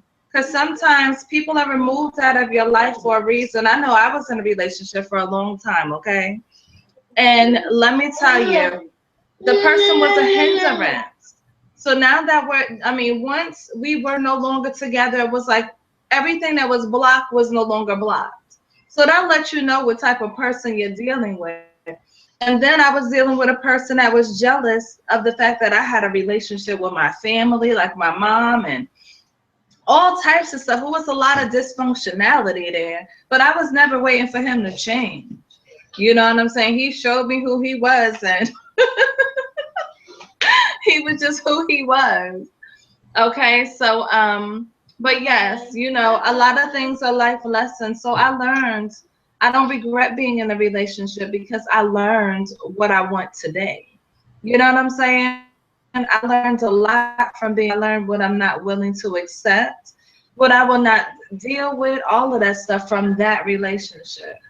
Collectively, all the relationships, but that one relationship set me on the path I'm on right now. And trust me, I'm going to stay there. But like I mentioned, stop believing these men are going to change.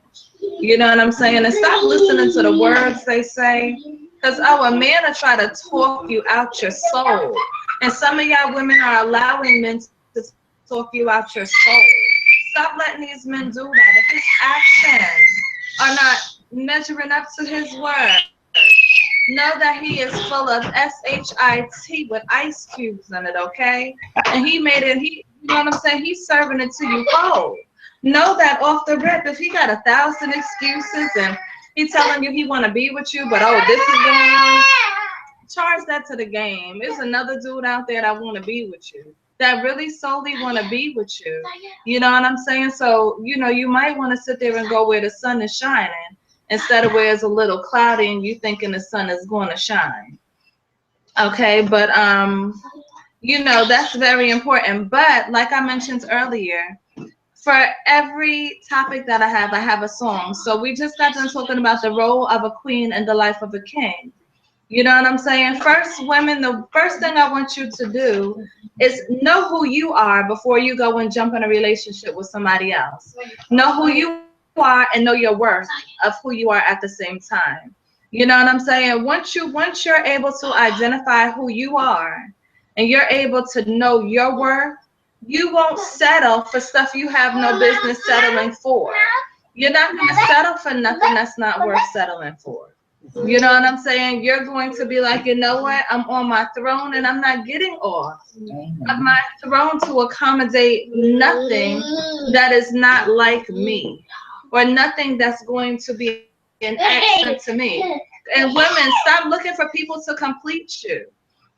If you're not whole, that's your problem. You got to figure out how to get whole. I'll give you an example. I was just watching I rarely watch TV, but I got stuck on the Ian Van Zant show. The first show, it was a black couple, a husband and a wife, and the husband married into a relationship where the woman had a child already. The issue with this was the woman, they had already lived together, her and her son, and he was a teenager. So when the man came into the household, she had this attitude, well, you can't tell my son what to do, but this is your husband. So women, if you have kids, like I have kids, if I choose to be in a relationship and I let this man come in my home, I am to allow the man to be the man, or I might as well stay single. You know what I'm saying? And that's what the issue was. This man looked at this woman and said, are you going to allow me to be the king of my castle and raise your son to be a man? And this woman looked at him and said, I don't know. It was over after that. I don't know. You know what I'm saying? Because she was feeling as if he didn't love her son. You know, he didn't love her son. He only loved her. But that's why I mention all the time, when you're single and you go to get with a dude and you got kids, make sure he wants your kids just as much as he wants. Because you can do good and bad by yourself, and why put your children through that unnecessary emotional conflict? Because that's what ends up happening. It ends up being unnecessary emotional conflict. You know what I'm saying? So we got to work on stuff like that. Okay. But a woman has a rightful place next to a man, and a man has a rightful place next to a woman. So I have a song that's going to explain that to y'all. So bear with me for a moment, and I'm going to put it on. Okay, where's my song? Ladies and gentlemen, Mr. Michael Jackson.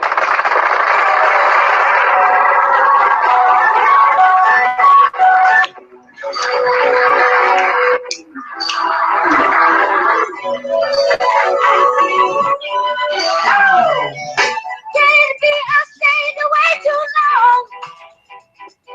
Did I leave your mind when I was gone? It's not nothing trying to get back. Now let me tell you where I'm at. You don't have to worry, 'cause I'm coming back to where I should have always stayed. And now I'm resonating to your story. And if it's not love, let me just say, baby, I stayed away too long. Did I leave your mind when I was gone? It's not nothing trying to get back. This time let me tell you where I'm at. I wanna be where you are. Baby, where I wanna be where you are. Baby, where you are.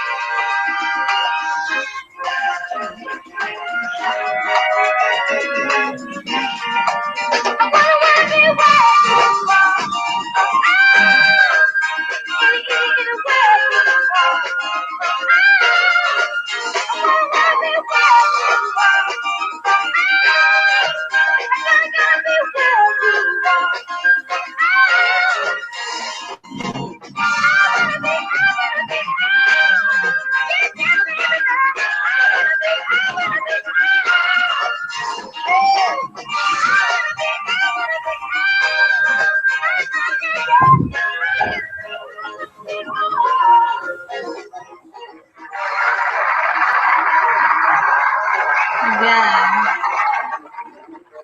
You know, yes, I picked that song because you know what? It's been so much conflict and so much divide. You know what I'm saying? In relationships, can it be I stayed away too long? You know what I'm saying? Did I leave your mind when I was gone? Come on, kings and queens, we're supposed to be together. We're supposed to be building stuff up. You know what I'm saying? We're supposed to want to be where each other, you know, where we are with each other. So we got to do better. You know what I'm saying? And I love that song also. I love music, period. But I heard that song earlier and I was like, you know what? We've been staying away too long from each other. You know what I'm saying? We got so many issues as people. And, you know, one party's over here and one party's over there, and we don't have no no collectivity, and that ends up being an issue. You know what I'm saying? And we have to fix that. We really, really need to work on that. Okay, so now, I just want to. I started off with Shalimar's "A Night to Remember" because we are celebrating men tonight. You know what I'm saying? And this is going to be a night to remember. You know what I'm saying? Because I want you guys to know how valuable you are, how important you are, how loved you are. I want y'all to know that I appreciate you. I want you to know that you matter. You are important. Your strength is phenomenal. You know what I'm saying? I want y'all to know that women need you guys. So they can sit there in front all they want to. Oh, I'm going to raise these kids by myself. I don't need no man. I don't want no man. Like I mentioned earlier, they fell and bumped their head. You know what I'm saying? Because men matter. Fathers matter. You know what I'm saying? So it's I know it's a lot of men that they don't feel appreciated. I have conversations with males consistently. You know what I'm saying? It's things that I know men that's in relationships with women and they don't feel they're getting what they're supposed to get out the relationship. Men need love too. My co-host mentions it. Maybe it was the last show or the previous show. But it's certain things that men need, and a lot of women are not giving it to them. You know what I'm saying? And that right there ends up being an issue because a lot of times women, if your man is lacking something and you're not giving it to him, and it's a female just giving him off that vibration that she'll do that, he gonna go see what's over there. You know what I'm saying? So don't think you're too good to do certain things and he don't like that. Find out what your man likes. You know what I'm saying? Don't automatically assume, like my mother said, you can't think for him just like he can't think for you. And women, start communicating with these men because men are not mind readers. And men, start communicating with your women. We got intuitions, yes. Some of us are empaths. Some of us have different abilities, but still communicate with your woman. You know what I'm saying? Start laying the cards on the table. Don't even shuffle them. Just lay them on the table and break it down to each other so people understand and know what it is. You know what I'm saying? And that's where we are today. Men, you are valued. You are important. Never forget it. Don't let anybody tell you that you're less than what you should already know you are. the ones that's falling short, it's time for y'all to take your rightful place where you're supposed to be and be kings. You know what I'm saying? There's too many of y'all walking around blind and zombified looking stupid. You know what I'm saying? I mean straight stupid, and it's sad because kids are watching you guys. People are watching y'all. So y'all need to step it up. It's not just about getting drunk and getting high and going to buy a pair of J's and all of that. That stuff don't make you a man. You know what I'm saying? That stuff is petty stuff. You know what I'm saying? It's time for y'all to step it up and set examples for the people that really, really matter. You know what I'm saying? So I really want y'all to understand that. But you know, I can't even express to you guys how important you are, because to me, certain things are supposed to be done in action. So I'm having this show tonight, so you guys understand that I appreciate you. I can't speak for the next person or anybody else. I can speak for myself. I can let you know that you are valuable to me. I can let you know that I appreciate you. I can let you know that, you know, y'all have a great place in the world. Y'all just need to man up and lead like you're supposed to. You know what I'm saying? Stop making excuses and, oh, trust me, I'm not even doing this because I'm a single parent. I got a 16-year-old. I'm true to this game right here. What I'm saying is we can prevent this from happening to somebody else. You know what I'm saying? We can build up households like my household. You know what I'm saying? And put men in the households. We have, like my mom was mentioning earlier, these women with this feminism mentality. Y'all all need to go live on an island by yourselves with a store that just sells sex toys. You know what I'm saying? And then y'all can think the way you want to. Stop trying to impose that way of thinking on these young girls that's coming up. You know what I'm saying? I had a man in my house. I know how to do an oil change on a car. You know what I'm saying? I know how to fix a flat tire. If my pipe is leaking, I know how to fix the pipe. I learned that if the toilet is leaking downstairs in your ceiling, it's probably the wax ring. You know what I'm saying? There's certain things you learn from men that you take with you for the rest of your life that a woman can't teach you. Because a lot of women, it was so funny when I was with the guy that I was dating, I would be outside with him, getting dirty with him under the car. You know what I'm saying? And I remember we had a neighbor, he was like, oh, your girl's not afraid to get dirty. That's why they got soap and water. There's nothing wrong with getting a little bit of oil on your hands. It don't stop you from being beautiful. You can be beautifully oiled. You know what I'm saying? You know, so, I mean, it's just certain things. And if you don't know how to cook, start learning how to cook. Since when we got this whole generation of women that don't even know how to microwave a pot pie? You know what I'm saying? Boil no doggone water, make no popcorn, make no hot dogs on the stove. Come on. If you ain't doing it for your own, learn how to feed your kids. You know what I'm saying? Learn how to feed yourself. You know what I'm saying? A lot of men don't want to be with no woman that can't cook, because Susie over there, she might know how to burn.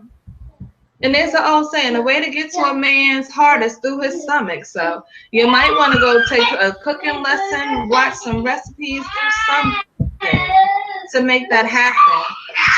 Start getting some business about yourself.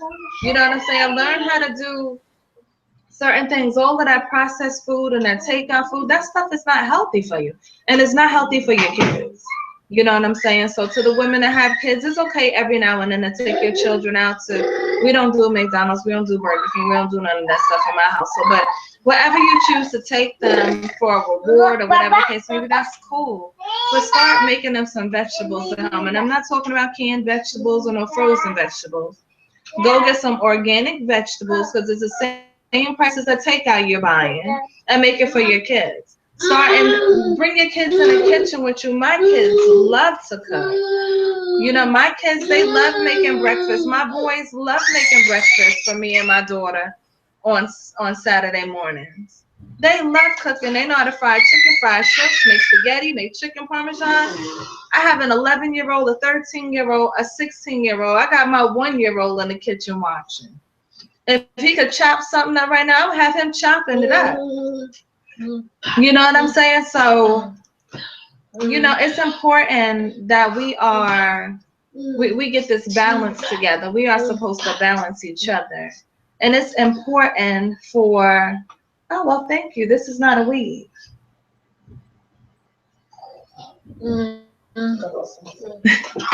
Okay, come on.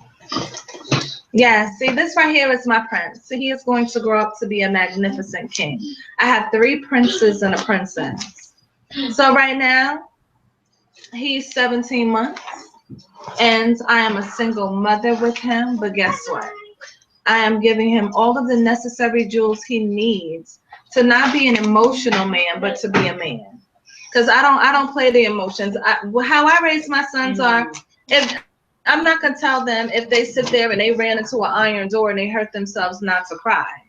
Now the bickering and all of that stuff, we don't do that in here. The discord, I don't play the discord. You know what I'm saying? I teach them to talk to each other. You know what I'm saying? There's no fighting each other. You know what I'm saying? None of that stuff, because that's what my mom was talking about. A lot of us single parents, we are raising, some women are out there raising savages. You know what I'm saying? And it's time for people to take responsibility for what they're doing. My mom mentioned it's a lot of kids running around with some high emotions. And a lot of these kids are coming out of single parent households with women. You know what I'm saying? So we have to do something about that, because we got a whole generation that is, I'm not going to say totally lost, but they're close to totally being lost. You know what I'm saying? And we got to do something about that. We really, really have, because you got to think these kids are the future. And I'm not even going to get on these women, because these women are single parents, because these sorry behind men made babies with them and dipped. You know what I'm saying? They made the babies and they're not being responsible. Well, these boys made babies and they're not taking care of them. You know what I'm saying? So you always hear how, oh, it's the woman's fault. No, these are situations where 2 parties need to take responsibility. Both parties need to take responsibility, because it takes 2 people to make a baby. And everybody's like, oh, well, they got all of these options for women. You know what? They got options for men too. You know what I'm saying? Nobody's whining and complaining about when the men are not taking the options that they have to prevent themselves from creating kids. So they always think after the man goes through making the baby, oh, well, she got these options. Oh, to go get an abortion. Oh, to take the morning after pill. Oh, to go do this, that, and the other. Or, oh, she could have been on birth control. He could have used a condom and some spermicide. You know what I'm saying? He could, if he didn't want kids, he could have went and got a vasectomy. It goes both ways, but you don't hear about it going both ways, because you always hear about the options that the women have. Both parties have options. You know what I'm saying? And this situation and this subject that we're having right now is one of the reasons that men are considered sorry. That men are, you know what I'm saying, are considered having peasant mentality, because of the men that's out there that's made children and they're not taking care of them. But then we got women that are not queens neither. Because I know some dudes that really want to be with their kids and they're not able to be with them. So you have a peasant mentality. Okay, so women, we have to do better in building up our men. I don't care if it's your man, your brother, your uncle, your cousin. You know what I'm saying? Your nephew. This young man, great. Encourage him to be something great. Stop always looking at the wrong that people do, because everybody has done something wrong. And nobody is supposed to pay for that for the rest of their life. I know I've done things that are wrong. You know what I'm saying? And I do not want people throwing my past in my face. That's what it's called, the past. You know what I'm saying? I tell people in a minute, if we ain't speak in a week, you don't know me no more. You don't know me no more if we didn't speak in a week, because I'm going through growth. You know what I'm saying? I'm going through elevation and ascension. I'm not staying on one level of life. So if you haven't spoken to me for a minute, a month, or 2 months, or something like that, you may come around and talk to me and not know me no more, because I'm a whole nother person. You know what I'm saying? I've not even another person, I've evolved.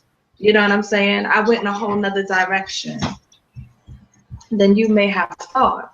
You know what I'm saying? So we have to do better. You know, we really have to do better than what we're doing. You know, we have to set examples for little people like me. Say hi. You gotta say hi to everybody.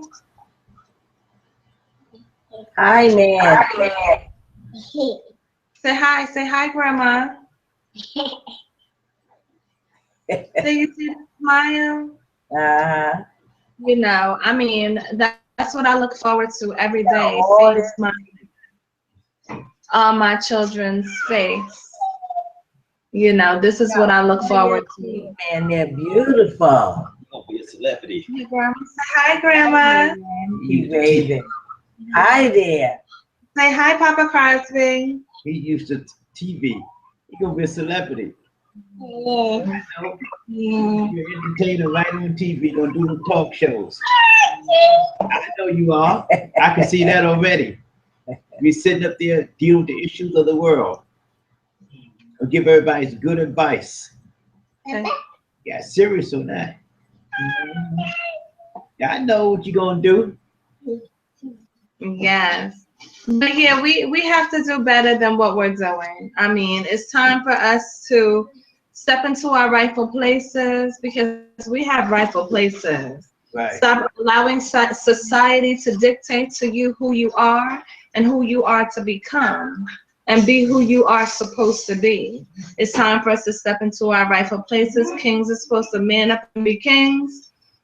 Women, it's time for you to man up and be queens. Let's try to work on putting families back together, rebuilding these relationships between men and women so we can start building on a strong foundation. It's time.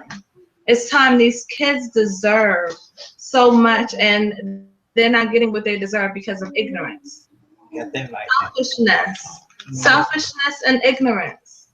You know what I'm saying? It's time for y'all to grow up. If you out there and you making babies and you're not taking care of them, you need to get your ding-a-ling cut off, put in a blender and made into a milkshake or something and served to you. You know what I'm saying? It really needs to happen that way. Lorena Bobbitt and them, to me, they were dumb. They should have chopped it off and made it where he couldn't get it no more. That right there is making a statement. Not throwing the penis out the window where they can find it. That's not making a statement. Making a statement is chopping it off, castration, balls and all. Okay? And sticking it in a blender with some ice cubes. If you want to add some flavor to it, cinnamon or some chocolate syrup, whatever you want to do to it, that's fine. But I can guarantee when statements like that are made, these men will stop making babies that they're not taking care of. Right. Oh, stop there. It doesn't stop there. For the women that are out there that made babies, that are not taking care of their babies, they need to have their clitorises cut off. And they need to get their vaginas sewed up and their coochie lips cut off, and they need to get it put in a blender too. With some ice and served to them as a drink. You know what I'm saying? Because it's not fair to the kids. It's not. And enough is enough. So many people are just skating away doing too much dumb stuff. And then everybody want to sit there and complain about the problems of the world. Look at who's creating the problems of the world. People are creating these problems. It's not the world creating the problems. It's the people in the world creating the problems. So what are we going to do about it? What are we going to do about it? Okay, now, like I mentioned earlier, this is a show celebrating men, okay? I only relate to certain type of men, you know what I'm saying? And I'm celebrating all men, don't get me wrong. All men, purple, green, orange, yellow, whatever. But I relate to the black man because I'm a black woman, and that's the man that I've dated from the beginning of me dating.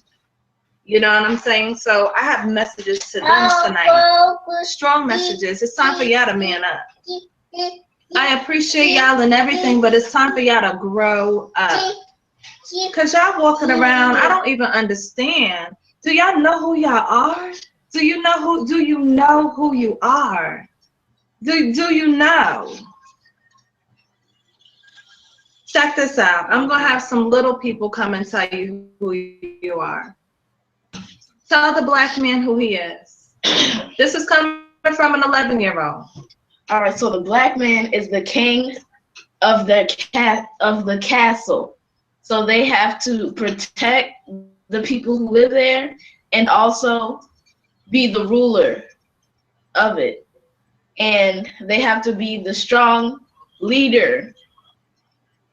And He's fine. they have to be the strong leader, and they have to do what they're supposed to do, such as if they have children, they're supposed to teach their children, if they have a son, to be men, and they have to teach their daughters how to respect men the right way, and they have to he has to teach his son how to respect women, so he can become as good as a king as his father did. Okay, now before you go, who are you? I am a prince. Go ahead, tell them who you are. I am a prince growing up to be a strong king. And why are you a prince? And why will you grow up to be a strong king? I am a prince because I am young right now, and I am going to be a king is because I am being taught how to respect. I am being taught how to respect everyone surrounding me. What makes you awesome? What makes you awesome? Go ahead and tell me. What you got inside of you that makes you awesome? What do we talk about all the time in our household?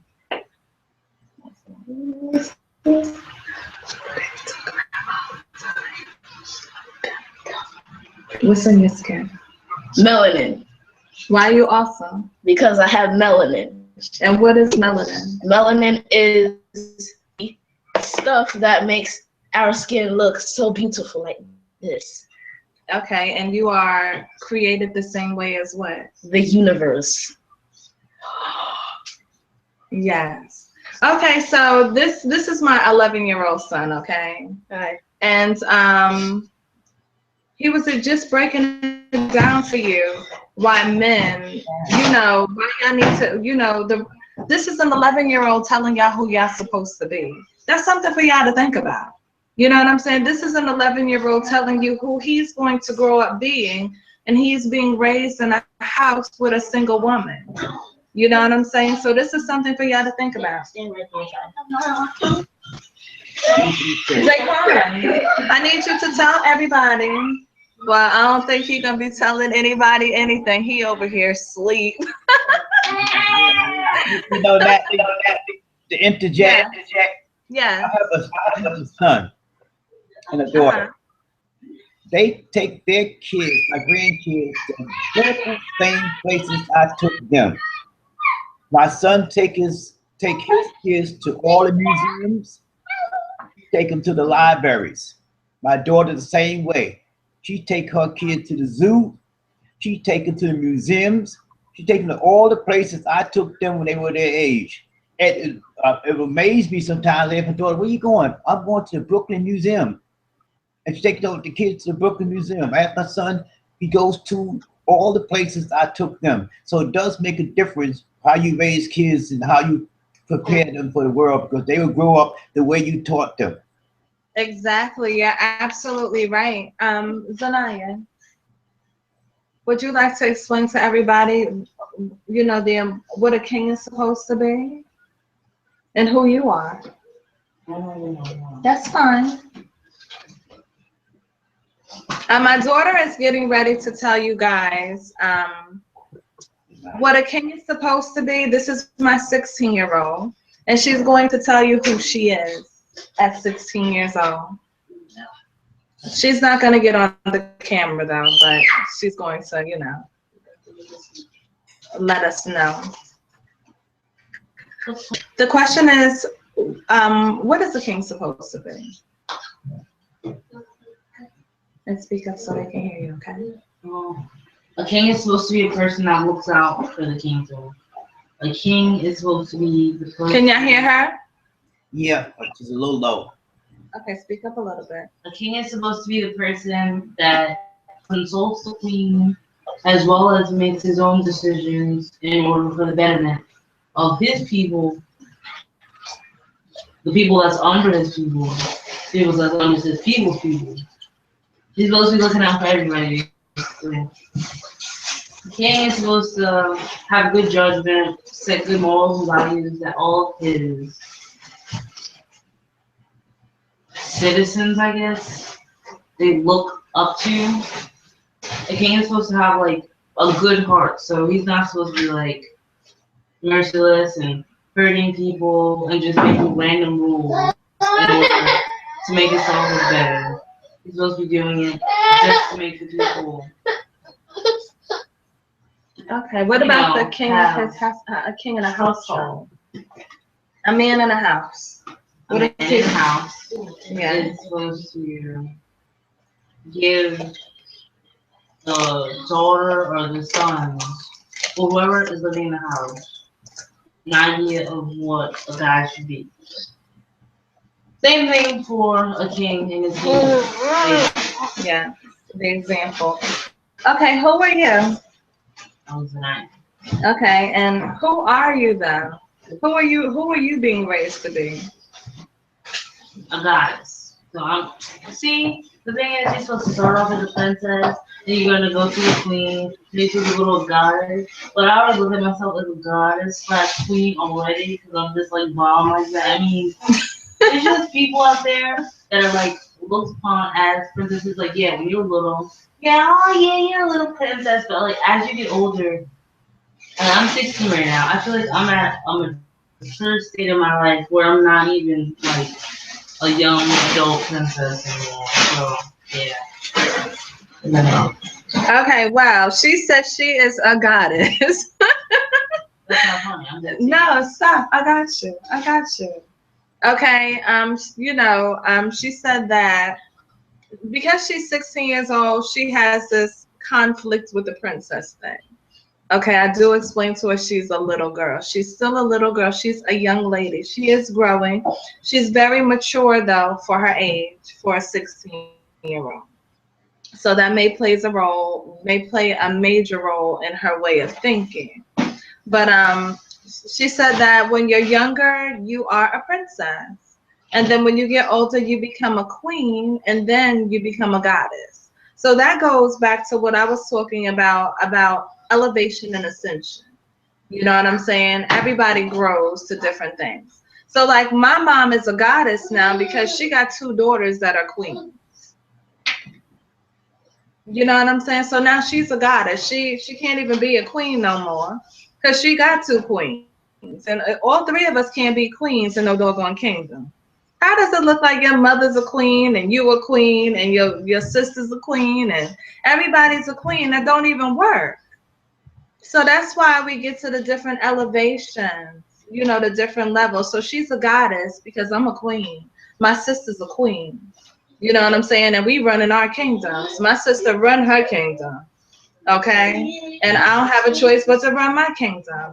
You know what I'm saying? So, and Crosby, he's not just a king. He's an example of a king to all of the men. You know what I'm saying? But he's a god because he has a son that's a king. And he has a daughter that's a queen. Okay, so that's what I mean by people needing to understand and knowing their rightful place. Okay? You got to know your rightful place. You know what I'm saying? And that's basically what it's about right now. Knowing who you are. Now, I have a prince. I have a 1-year-old prince. I have 3 princes. But guess what? Pretty soon they're going to grow up and they're going to end up being kings and they're going to run their own kingdom. They're going to have their own castle. They're going to do their own thing. They're going to have their own family. And that means that I'm going to elevate into a goddess. But until then, I don't mind being a queen. Okay, so yes. And you know what? And a queen is not a title. Okay, so it's a lot of people walking around calling themselves queens. This is something I had to grow into. My mama tell you. You know what I'm saying? I was a girl. I was a princess. I was a girl. I was a young lady. I was all of that stuff. But then I had the area in life where I was just on a roller coaster. One day I was a queen, the next day I wasn't. One day I was a grown woman, the next day I wanted to be a little girl. You know what I'm saying? So it's a mentality that you grow into. It's a lifestyle that you grow into. You know what I'm saying? So there's a lot of people wearing this title, but they're not living up to the standards of it. We got to do something about that. That's what I mean by get to know who you are. Know your value and your worth. You know what I'm saying? And you'll be able to identify being who you are. Okay? So the same thing with men. You know what I'm saying? You can't be a peasant on Monday, Wednesday, and Friday and think you a king on Tuesday, Thursday, Saturday, and Sunday. Or a god on Sunday. It does not work that way. You know what I'm saying? It's no, so you can't straddle the fence in those areas. You got to be one or the other. Okay? Now, when like I mentioned earlier, I can relate to the men that I date. Oh my goodness, Black men, please get it together. I mean, I really need y'all to get it together because y'all walking around looking so stupid right now. So stupid. You know what I'm saying? It's not, for one, when you approaching a woman, okay, a woman that knows she's a queen, it's certain things you just don't do. You don't have your pants hanging off your behind, showing the crack of your behind. You don't approach her with a bottle of liquor in your hand. You don't approach her with your breath smelling like yesterday's booty. You know what I'm saying? You don't come up to her when you got a ring around your mouth and don't nobody know what it is. It's just certain things you just don't do. That tired behind game, you spoke to the next chick, don't come at with her that because she already up on game. You know what I'm saying? Now, see, like a woman like me, I've been with some of the best of them. You know what I'm saying? I can break it down to you. I'm just going to leave it at I've been with some of the best of them, okay?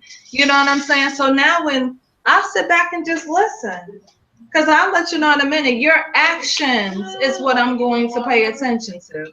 If your actions don't match your words, then I mean, you might as well go blow smoke up somebody else behind and think they're going to disappear. This isn't, you know, some guys be thinking they're magicians, okay? And they can blow smoke up your behind and you're going to disappear. Like, you know how to have that smoke trick and they throw the smoke in and you're not there no more? Come on now. Let's do better than that.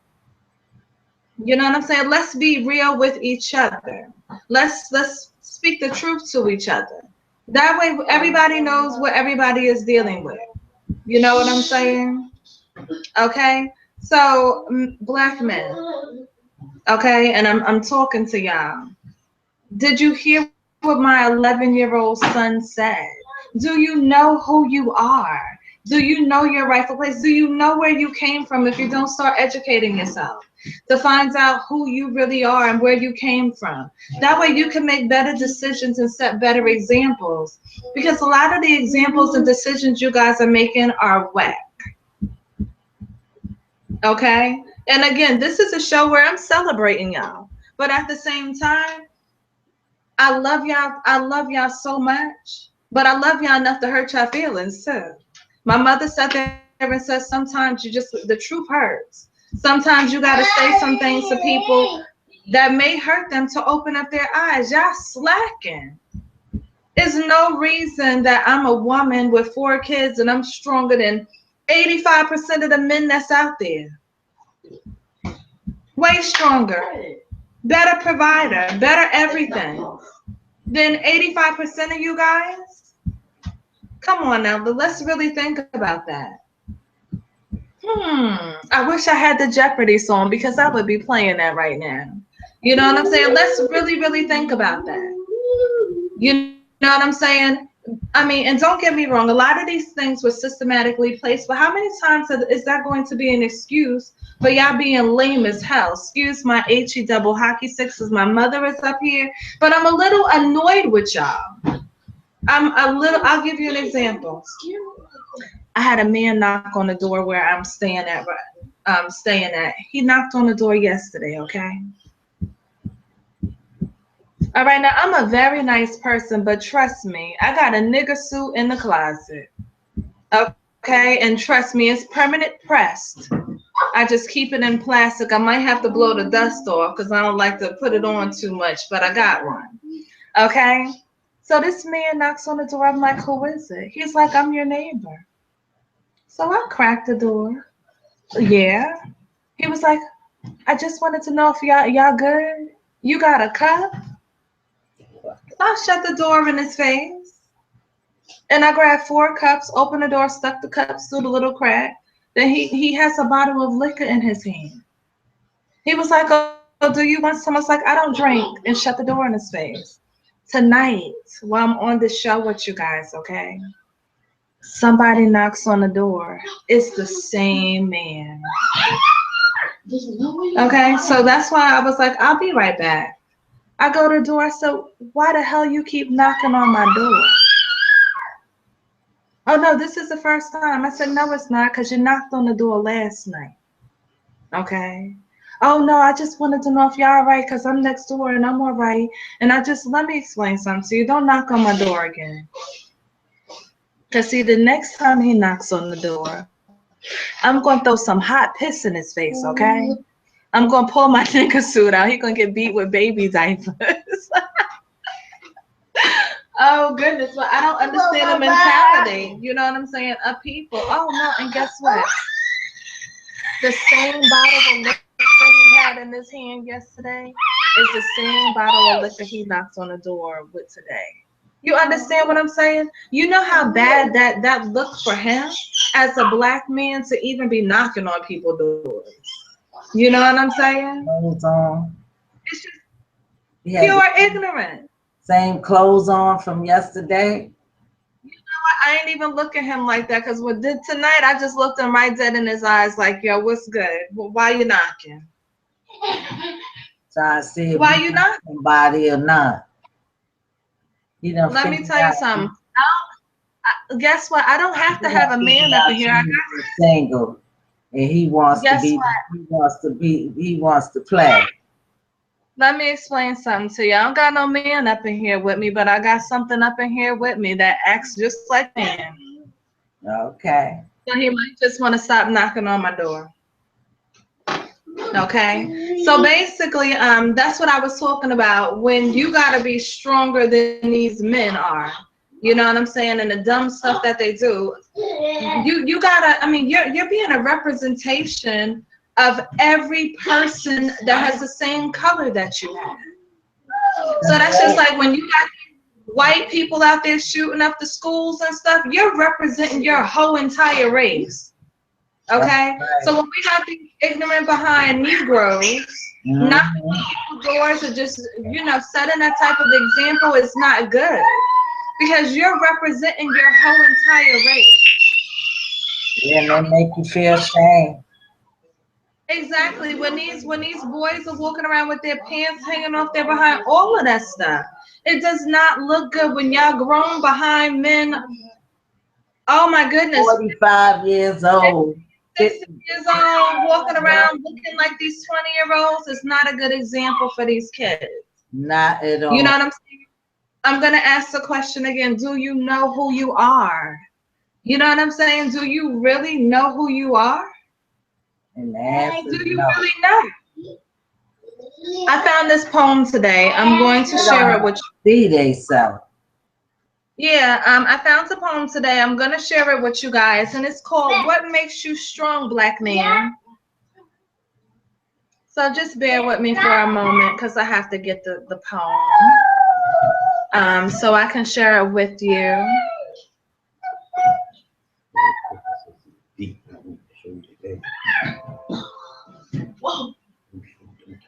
What makes you so strong?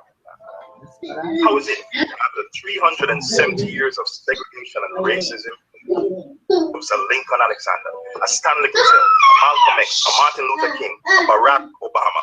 What makes you? We're going to start it again. The volume was low.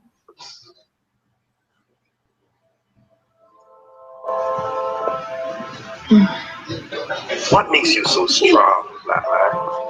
How is it that after 370 years of segregation and racism, we can still produce a Lincoln Alexander, a Stanley Grizzell, a Malcolm X, a Martin Luther King, a Barack Obama? What makes you so strong, black man? You've tried castration and lynching, miseducation and brainwashing. They taught you to hate yourself and to look at yourself through the awfully tainted eyeglasses of Eurocentric life. And yet, you keep breaking out of the prisons they put you in.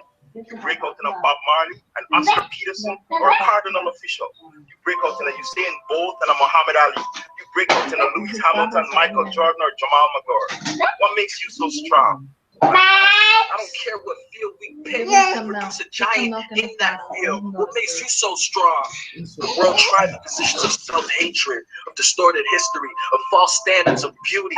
They taught you that you were ugly and stupid, slow, dim-witted, and dull-witted. Yet you keep on turning out a Lawrence Hill, Patrice Lumumba, Leopold Senghor, an Emperor Menelik II, and a Kwame Nkrumah, a Marcus Garvey and Toussaint Louverture, Antonio Maceo and Ganga Sumba, Kojo and Bookman, Eric Williams and Walter Rodney. What makes you so strong, black man?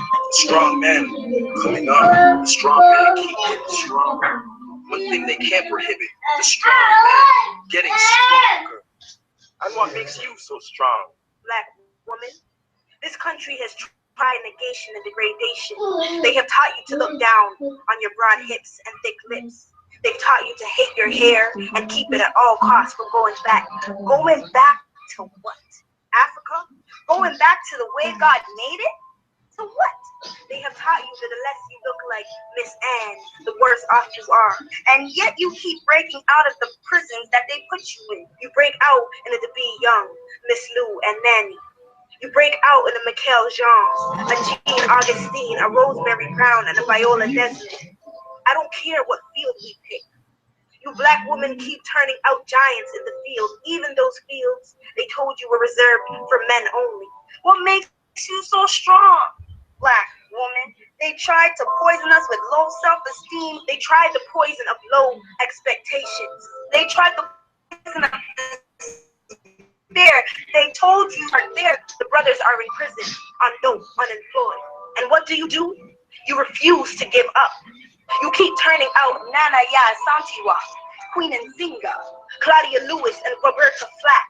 You keep turning out Winnie Mandela's and the mothers of Zimbabwe, the mothers of Soweto, the mothers of Angola, the mothers of Mississippi. What makes you so strong, black woman? And what makes you so strong, black people? No other race was brought into this country in chains. No other race had laws passed making it a crime to teach them how to read. No other race had skin color as the determining factor of their servitude and their employability. No other race was physically mutilated to identify them as property, not people. No other race was lied to and lied on like the African race. No other race has its name taken away in addition to its language and music. No other race was denied more and deprived more. Treated as badly and treated as less than human. No other race was treated like the Africans were treated. And yet no other race has done so much after starting out with so little. Defying all the odds and breaking all the records. What makes you so strong, black people? How were you able to do that? Bill O'Reilly wants to know. Anderson Cooper wants to know. I have a feeling that Oprah already knows. What makes you so strong, black people? Is it something in your African blood? Is it something in your African psyche? Is it something in your African soul? Is it something in your African spirit? How is it that you keep coming on? Now, that goes back to, you know what I'm saying? Do you really know who you are? You know what I'm saying? Our people have been through so many things, and yet we've overcome so many. You know what I'm saying? So the conditions that we are in today, these are conditions we can overcome. You know what I'm saying? This is why fathers matter. Men matter. That's right. Okay, men matter because billions of dollars have been spent to remove you guys out of the households with women and their children. Billions of dollars are being spent to keep you incarcerated. Billions of dollars are being spent to emasculate you. Billions of dollars are being spent to keep you underneath somebody else's boot heel, and you don't have to have that heel on you no more. You know what I'm saying? It's time for y'all to man up and take your rightful places, because there's a lot of women out there like me that appreciate you, that value you, that know that you're important, appreciate your strength. Do you appreciate that for yourself? Right. Do you feel that? Do you love that about yourself? You know what I'm saying? Do you know who you are when you look in the mirror? Don't look in the mirror and just know yourself by name tomorrow. Look yourself when this show is over. If you look in the mirror tonight, don't look in the mirror and know yourself by name. Know who you are internally. Okay? It's time for this change to be made. Really be made. You know what I'm saying? I need y'all to step up and take your rightful places and lead your people, because your people are perishing because of the lack of knowledge. Your people are perishing because of ignorance. Your people are perishing because they don't have an identity of their own. What are we going to do to fix this? You know what I'm saying? What are we going to do? I mean, look at what we've already overcome.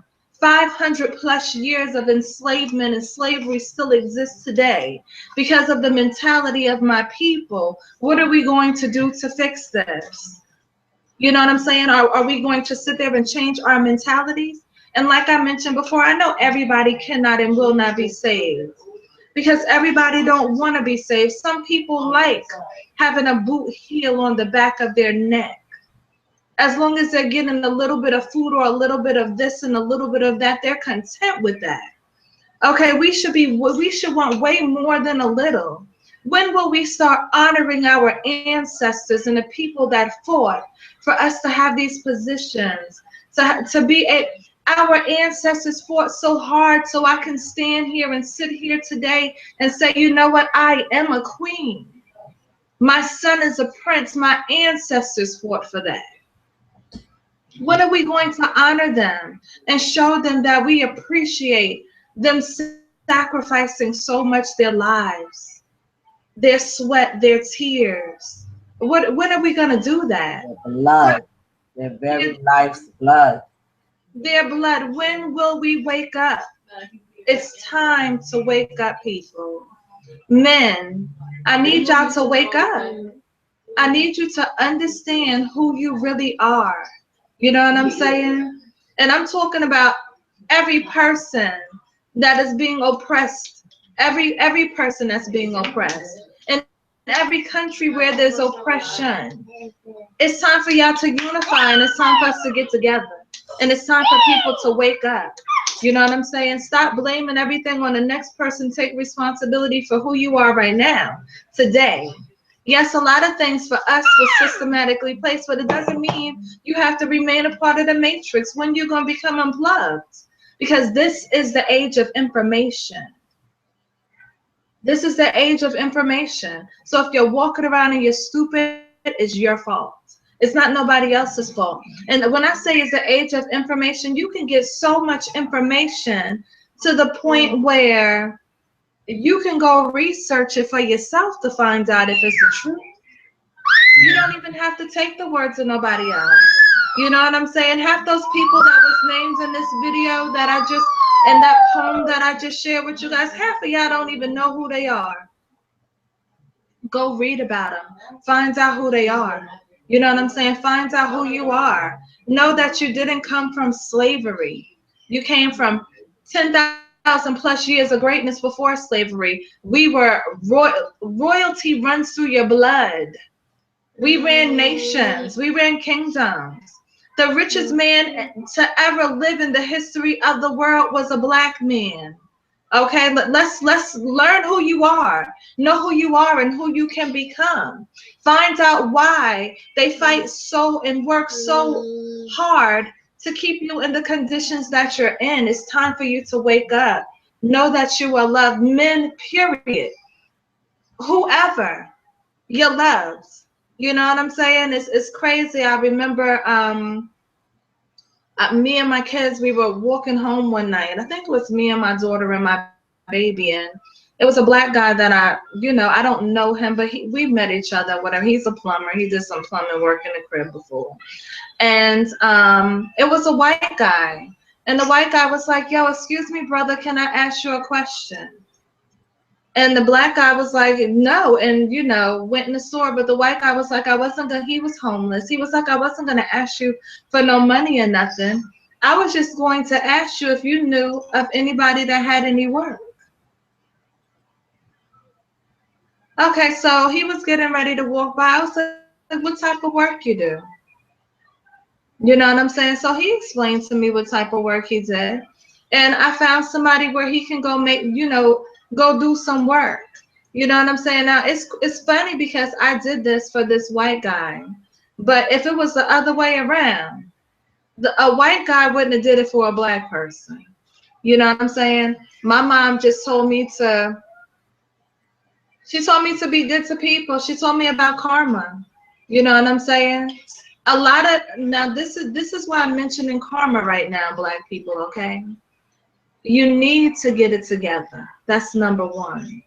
And you need to get back to the basics, and you need to respect your ancestors for all that they sacrificed for you to be where you are today and have these opportunities. Because karma, it comes. It comes. You know what I'm saying? And you don't want to be the wrath of the karma from not valuing what they've done for you. Because your ancestors are here with you every single day. You know what I'm saying? Those are your angels. They got you thinking it's these white-winged people in the sky with some doggone wings, and that's not the truth. Your ancestors are your angels. Okay? Any person that perishes becomes an ancestor. Whether it's a white ancestor, a black ancestor, a purple ancestor, a green ancestor, it becomes your ancestor. Okay? To understand that. It's you know what? Thank you for using Blog Talk Radio. It's not even a lot of time for you to get it together. So y'all need to stop walking around like you got time. Because you don't have no time. You don't have no time. While y'all sleeping and y'all walking around looking dumb, you got people plotting against you to keep you going deeper than what you already where you are. You know what I'm saying? So I really need all men to step up, especially when it comes down to the kids. I remember going to court one day, and it was a child support, and I remember it was a white guy in there, and he had just came from the judge and quit my job. He was like, because they want me to pay money for this child, and I ain't paying no money for this child. Now, mind you, it was his child, but now it's this child. You know what I'm saying? This dude was willing to quit his job, and it's a lot of you guys doing that. At the end of the day, you will pay for not being with your kids. If you have an option and you're not using that option wisely, eventually you will pay for that. You need to know that the kids are the future. So two things you got to deal with. You got to deal with the ancestors that you may not be honoring, and you got to deal with the kids that's the future. And that means you're in between. One day you're going to get old. Who's going to want to take care of you? Who's going to want to respect you? This is your flesh and your blood. If you can't sit there and you don't take care of your kids, you don't love yourself, so who is going to respect you? You know what I'm saying? This is why fathers matter, because it's time for us to do this restoration of these communities. I hear so many people talking about building up nations and stuff. Question: how are you going to build up a nation if you first don't build up your community? How are you going to build a nation if you don't first rebuild your villages? Okay, because that's where the unity comes in. How you going to build up a nation with no unity? How are you going to do that? How are you going to build up a nation without a solid foundation, and the foundation is family? None of that stuff makes sense to me. And I mean, hit me up and let me know how you're going to do it. Because, I mean, I've been sitting down pondering, trying to figure it out, and I haven't been able to establish how that is going to be done. Because all of the things that I mentioned, that's foundation. Okay? How can you build a house up on no lands or no foundation? I mean, riddle me that, Batman. Let me know. You know what I'm saying? Because a lot of y'all seem like y'all got it figured out. And I don't think you got it figured out if you're not talking about building your community, restoration of your villages, and the family. Okay? The family is supposed to be up front and foremost because the family is what creates the communities and the villages. That's And the right. family is the foundation. Okay? And you know what? There is a natural order of things. The natural order of things is man, woman, and child. That is also the Holy Trinity. You know what I'm saying? Man, woman, and child. So, to all these people out here, got all these movements and stuff, what are you fixing? How are you going to fix it? Everybody's talking about economics and things of that nature. And I'm not going to tell you that we don't need money in what we're dealing with. But what's the sense of having money with no unity? What's the sense of having money with no foundation? No families, no villages, no communities. You have to have all of those things in place to build a nation. Do y'all understand? This goes back to, do you even know who you are? Do you even know what you're doing?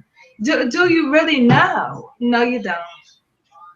If you knew, I wouldn't be having a show letting you know that you're appreciated and you love, because other people shouldn't have to tell you.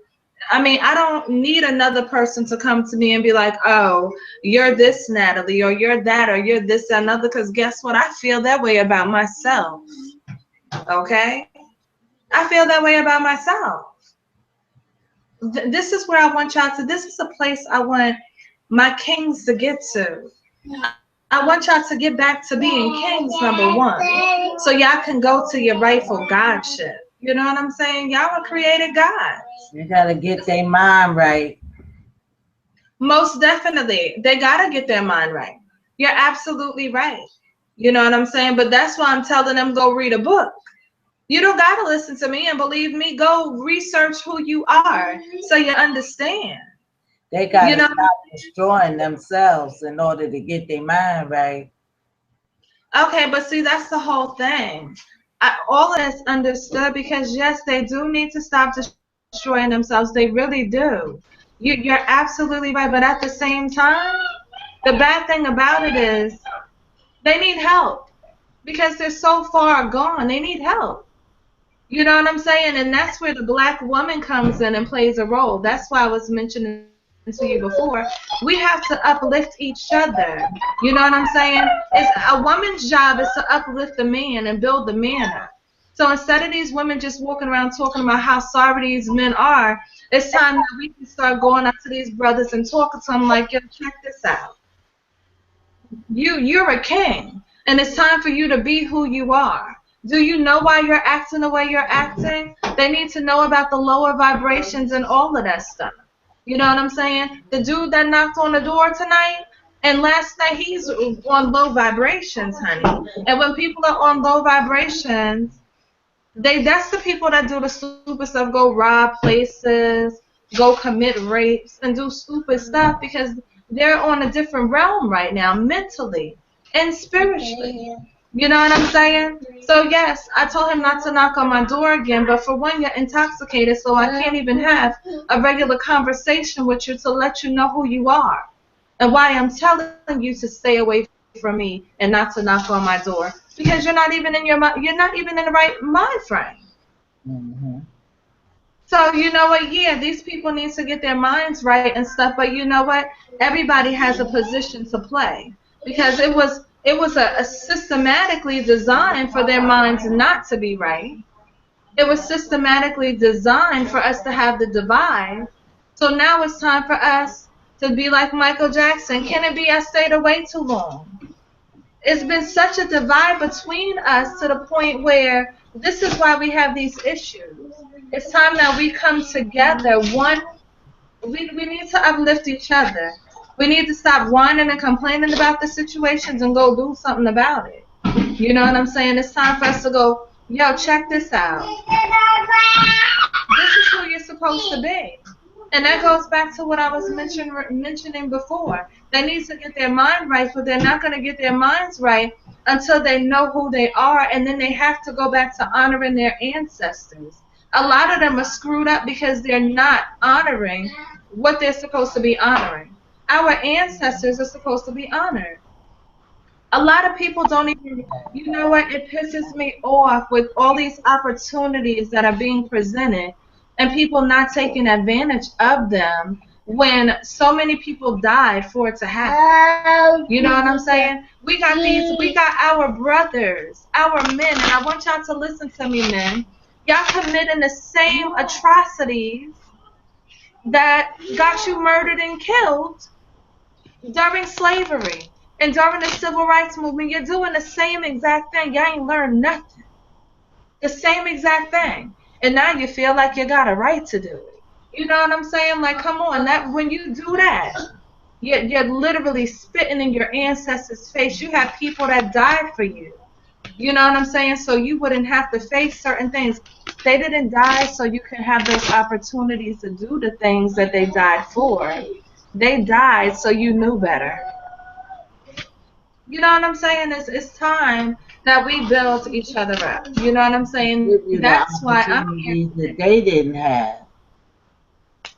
What happened? And also to give us the opportunities that they did not have. They weren't able to enjoy. No, you're absolutely right about that. But what I'm talking about, I'm talking about on a different level right now. You know what I'm saying? I'm talking about the things that black men are doing. And I'm not talking about them not going to get an education and different things of that nature. Because we have a lot of brothers out there educating themselves. And it's not all, college isn't made for everybody. It's not. Okay, and we all know, because I've been to college and I have student loan debt, okay? The way the system is designed is for you to go to college and become in debt and then go work for somebody else, put you on a modern day plantation. So it's a lot of self-educated people that didn't have to go to college to get educated. But what I'm talking about is a lot of other things that our ancestors went through where they died, and these black men are just literally spitting in their face from doing us atrocities that ended up getting them murdered. Right, Natalie. On that same note, every night I spend a minimum at least 15 minutes in my prayers speaking to my ancestors. And I say to them, I appreciate all the sacrifices that you made, and please, I'm so hurt that you have to suffer so hard and so much for me to be where I am now. But I will let you know that I know what you've done. And if you hear me or you can feel me, I love you guys. And I feel that I'm sorry I wasn't there to help you. But I will always remember you in my prayers, and I'll always keep you in my heart, my mind. Every night I spend 15, 20 minutes in my bed, laying, talking to them so much I can't even tell you on the show. And every night I do that. And that's how it is. And you have to create homage to your ancestors so that any power that they have or any good advice or feeling they have, they can channel it to you so that you can walk in this world with protection. I know people have their religious feelings, their religious discipline. I'm not here speaking for or against anybody's religion. What I am saying right now, I'm giving homage to my ancestors because that's what I know for fact. This is what I do know. Other things I don't know. Everybody have their religion. They don't have to tell me about it. Just show me by your action and what you do. That speaks louder than words. Well, you know what's funny? The only religion, every other, I deal with a lot of different spirituality. You know what I'm saying? I chant Buddhism. I do all types of stuff. You know what I'm saying? And all of them, they all honor their ancestors. The only religion I've been to that don't honor their ancestors is Christianity. I don't know how, when I went to church, how they honor their ancestors. I don't recall that happening ever. I don't. You know what I'm saying? I know they had us praying to Jesus and That was it. praying to God, and And to the Father. that's it. But I don't recall them teaching you to honor your ancestors. Never. And that's why our people are screwed up right now. You know what I'm saying? But that's why I had the show tonight, to let men know you are appreciated. Like, really. Y'all need to know that you are loved, you are appreciated, you matter. You really do. And your families, communities, societies, villages, you matter. You really, really matter. You need to understand that.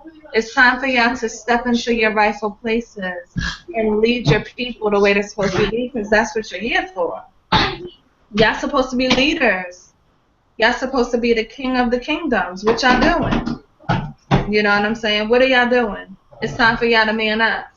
Women, y'all supposed to be queens. Y'all supposed to be standing next to these men. You know what I'm saying? Side by side with them, uplifting them, consulting with them, conversating with them, building them. You know what I'm saying? You're supposed to be the pillar of strength when they feel like they're weak. It's time for y'all to woman up. I want to say hi, SU. How are you? I'm fine. Nice to see you. Nice to meet you. Same here. Yes, actually, this is my mom, and this is Crosby, my mom's husband. Nice. And, this is Eshu.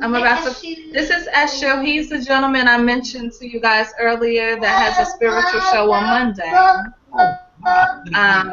He does one question readings. I told you about Papa Hoodoo. He does the astrology readings, and I'm an empath, so y'all need to check his show out. Mondays at 9. What is it? 646-595-4183 is the number to call in. Would you like to say anything about what we're talking about? Because you know you're big on the ancestors now. Yeah, well, y'all done said it all already. Only thing I could do is just be redundant, reword it, and say it again. Most definitely, because our men need to get it together.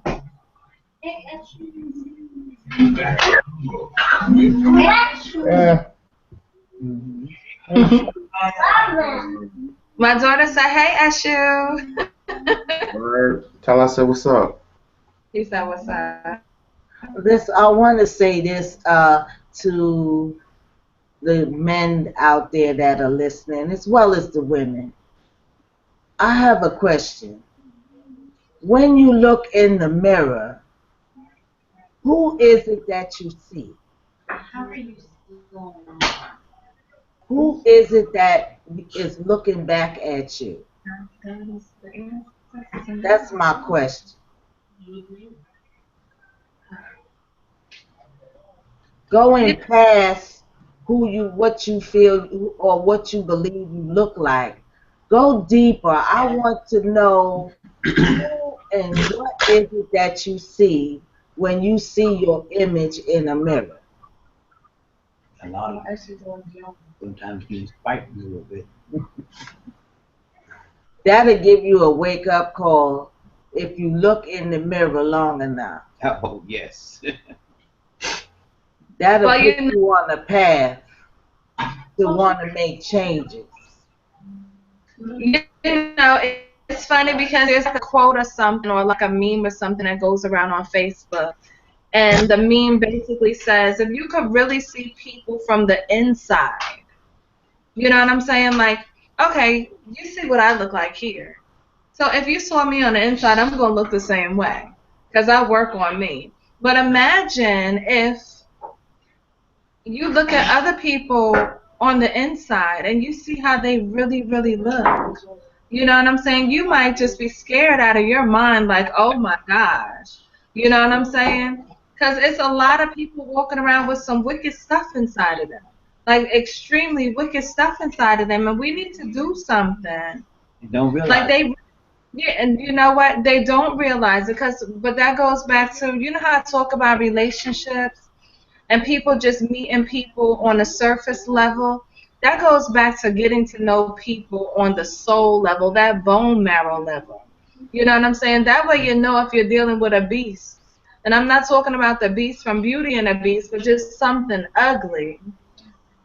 But that goes back to me mentioning to you in the beginning. If they show you who they are from the gate, don't expect them to change because they're letting you know who they are, what they're about, and all of that other stuff. Because people only change if they want to change. So I'm not going to say a man can't present himself in a manner and not change, but he's only going to do that if he want to change. You know what I'm saying? And that's just even with our people. They're only going to change and only going to educate themselves if they choose to change and educate themselves. You know? It's no other way to get around that. But, I mean, like I mentioned to you before, a lot of men are walking around feeling unappreciated. You know what I'm saying? Feeling like they're not worth anything because other people, society is already on men. Then you got women. A woman could damage a man, just like a man could damage a woman. And maybe put him in a worse situation, worse conditions with how he feels. You know what I'm saying? It's a lot of people that's walking around hurting. A lot of people from previous relationships, past relationships, they're actually hurting, and that's when people put everybody in a box. All women are not the same. All men are not the same. It's time for people to understand that. Everybody's an individual. We are all individuals. Yes, some people have certain characteristics. Boy, if you don't stop, I told you this is not a weave. Y'all see how he pulling on my hair? He's swinging on it like it's a vine or something. The forehead, he'll stop. Yeah, I have to let him know it is not a weave.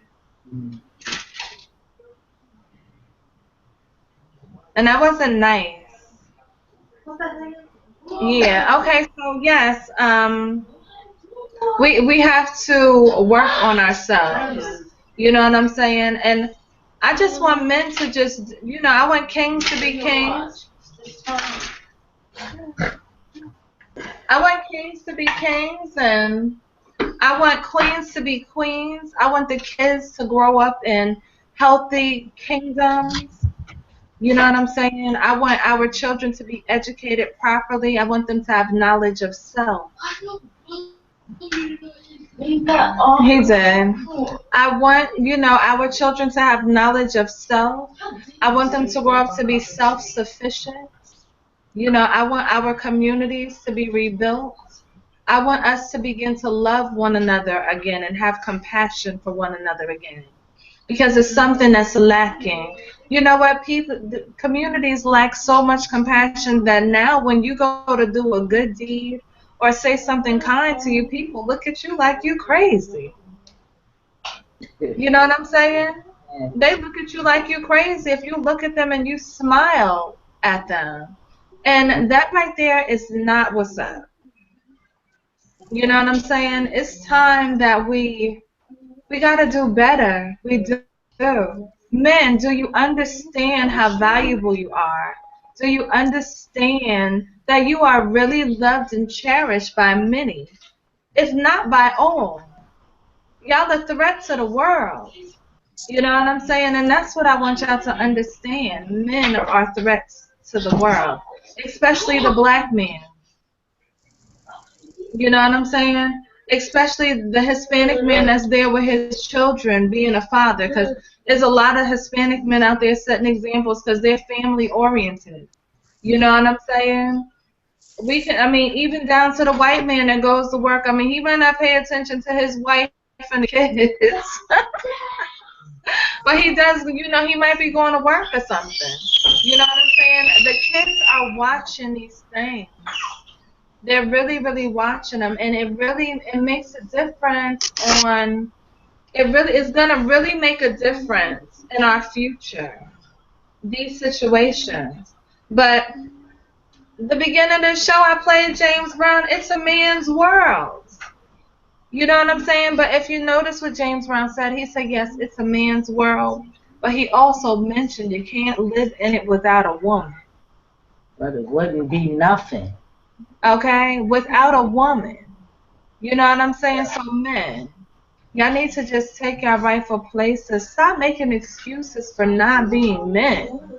You know what I'm saying? Stop blaming everything on the other man and take responsibility, because now you have options. Now you have choices to be better. It's only if you choose to be better, though. You know what I'm saying? Stop walking around with those past hurts, because let me tell you something. If you got melanin in your skin and your ancestors were slaves, you're walking around with some type of hurt. I hurt for my people every single day. That's not going to stop me from striving to be a better me. I have no choice but to strive and be a better me, because guess what? I got 4 children that I'm raising that's looking at me as their example. So I have no choice. You know what I'm saying? Some you got choices in some areas you don't have choices. So if you got a sister, a brother, if you're a sibling, let me do it that way. If you're a sibling, an aunt, or uncle, a cousin, a niece, a nephew, a grandchild, that means you have work to do. That means there's somebody else watching you. You know what I'm saying? If you're a figure in your community or people know you, you need to sit there and you need to make it do what it do when it comes down to your community and stuff. Because people are watching you. You know what I'm saying? People are watching everything that you do. They're really, really watching you. So it's time for people to grow up. It's time for people to take responsibility for their actions. It's time for people to do what they need to do. It's time for people to go start healing yourself. Stop looking for some outside entity or outside force to heal you, and start healing yourself. You know what I'm saying? And the first step to healing yourself is identifying and finding out who you are. And then realizing what errors you have inside of you and what faults you have, and working on them. And again, get back to the basics, and that's honoring your ancestors. You got to respect the people that sacrificed so much for you. If you don't respect your ancestors, why would anybody respect you? Let's be realistic about that. You got these people respecting your ancestors and praying to your ancestors, and you don't. They're honoring your ancestors and you're not. That's something to think about. Something to think about. They got all of us black people, or most of them, sitting there praying to this white Jesus, and they praying to a black woman. Come on now, let's think about this now. You know, let's really, really think about this.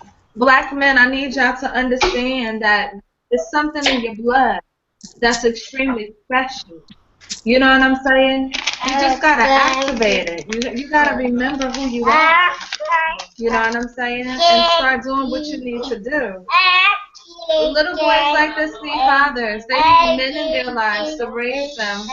You know what I'm saying? To raise them. Little girls need fathers. They need father figures or whatever. Now, like I mentioned, I'm a single parent.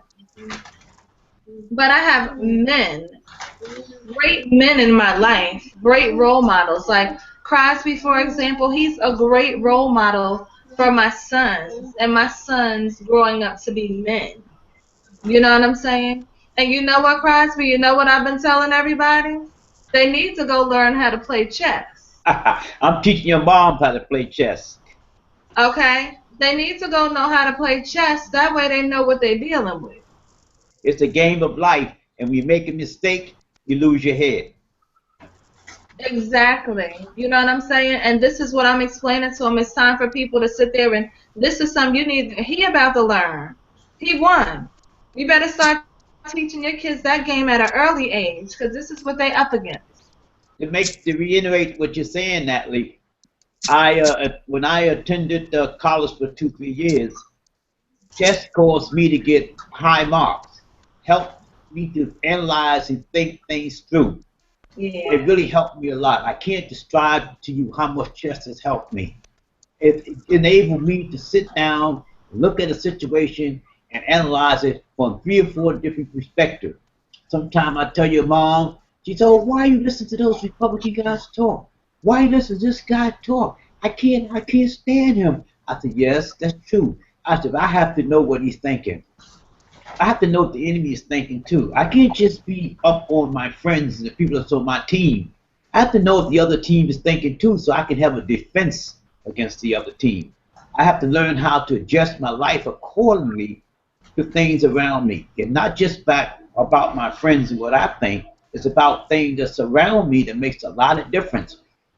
Because when you plan, other people are planning too.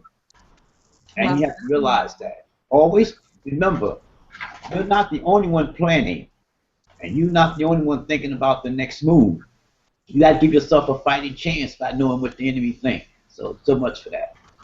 Well, you know what? I always say that, you know, while people are sleeping, people plotting. You know what I'm saying?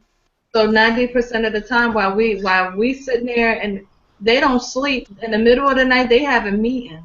You got that right. A lot of times you got people standing around all day not doing nothing. They're sleeping all doggone night, and while they sleeping, somebody is really plotting or making some type of plan or preparation for something. A guy is not so popular a person that a lot of people might like and a lot of people might not like him. But Donald Trump said that the billionaires like him is up most of the night thinking on what they're going to do the following day.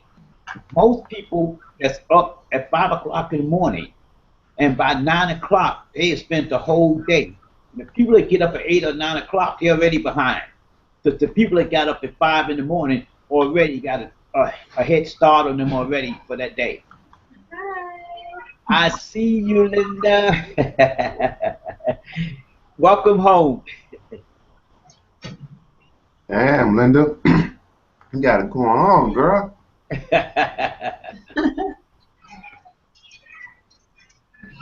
Yeah, we can't hear you. You're on mute.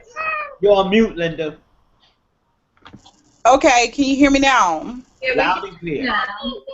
Okay. Hi, baby. Yeah. Say hi. Yeah. He gave you a kiss. Look at him. Listening. Yes. I mean, subject. Yeah, well, tonight we were having a show, you know, celebrating kings. You know what I'm saying? Because I think at times we need to let men know how much we really appreciate them and how much they really, really matter. You know what I'm saying? Because a lot of men are feeling unappreciated. We already got society down in them, the system, like everything is so against them that, you know, they need to know that they're valued. You know, that they're loved, that it's people that really, really care about them. But they also need to know that it's time for them to step up to their rightful place and be kings.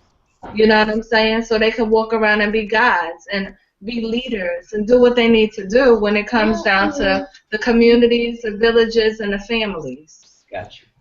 Yes. And society as a whole. So that's basically what we've been talking about. I started the night off with Shalimar, A Night to Remember. Okay, then I played James Brown, It's a Man's World. All right. Okay, then our subjects is why I think men matter. Then I played Jill Scott, He Loves Me. You know, she got that chorus breakdown, breaking down the tone and stuff. Yes, honey. The Importance of Men, I played Heather Headley, He Is. The Strength of a Man, Angie Stone, Brother. I read a poem called Beautiful Black Man. Then we discussed the roles of a queen in the life of a king. The position the queen is supposed to play, because a lot of women don't know their strength as a woman. A lot of women don't know they can heal their man. You know what I'm saying? Or, you know, it's just certain things that women need to know about themselves when it comes down to being a part of a kingdom. So we played Michael Jackson's I Want to Be Where You Are, because I think the divide, when I heard the song earlier, it made me think of how we're so divided. Can it be we've stayed away too long? To the point we don't even know each other. We don't know how to be with each other. Did I leave your mind when I was gone? Like that. Those are some powerful words. Then I played a poem. It's called "What Makes You So Strong, Black Man." Mm. You know what I'm saying? And it goes into the black man, the black woman, and black people. And then my question for the night is to the black men: do they really know who they are? Do you really know who you are? You know what I'm saying? Do you really know what your purpose is? You know what I'm saying? Do you know that you're leaders? Do you know that you're kings? Do you know that we go through elevation process? My daughter broke it down earlier. She was a princess. You know what I'm saying? She goes from a princess, she's gonna be a queen, and then she's gonna be a goddess. You know what I'm saying? So once you become a grandmother, once you got older kids, you become a goddess. You're no longer a queen. You know what I'm saying? Because your children ends up being queens. So everybody can't be queen. No. Everybody can be king. So that's why we get gods. We get, gods, kings, and princes. We get princess, queens, and goddesses. So everybody needs to know their rightful places and stuff like that. So that's what we've been talking about today. And I can't reiterate it enough to men. You know what I'm saying? That they are appreciated and that they're loved. Like, I mean, now I'm speaking about myself. I love men. I do. Everything about y'all. From the way you walk, from the way you talk, from the way you look, from the way you act. Now, I ain't talking about the ones in the skinny jeans. Sorry. That's not the type of men I'm talking about. Okay? Now, the way they smell, I love the way they smell. I love our black man scent. Okay. They don't even need no cologne on. They can just get out the shower with some soap on, and it's like, woo! Yes, that's it. That's it.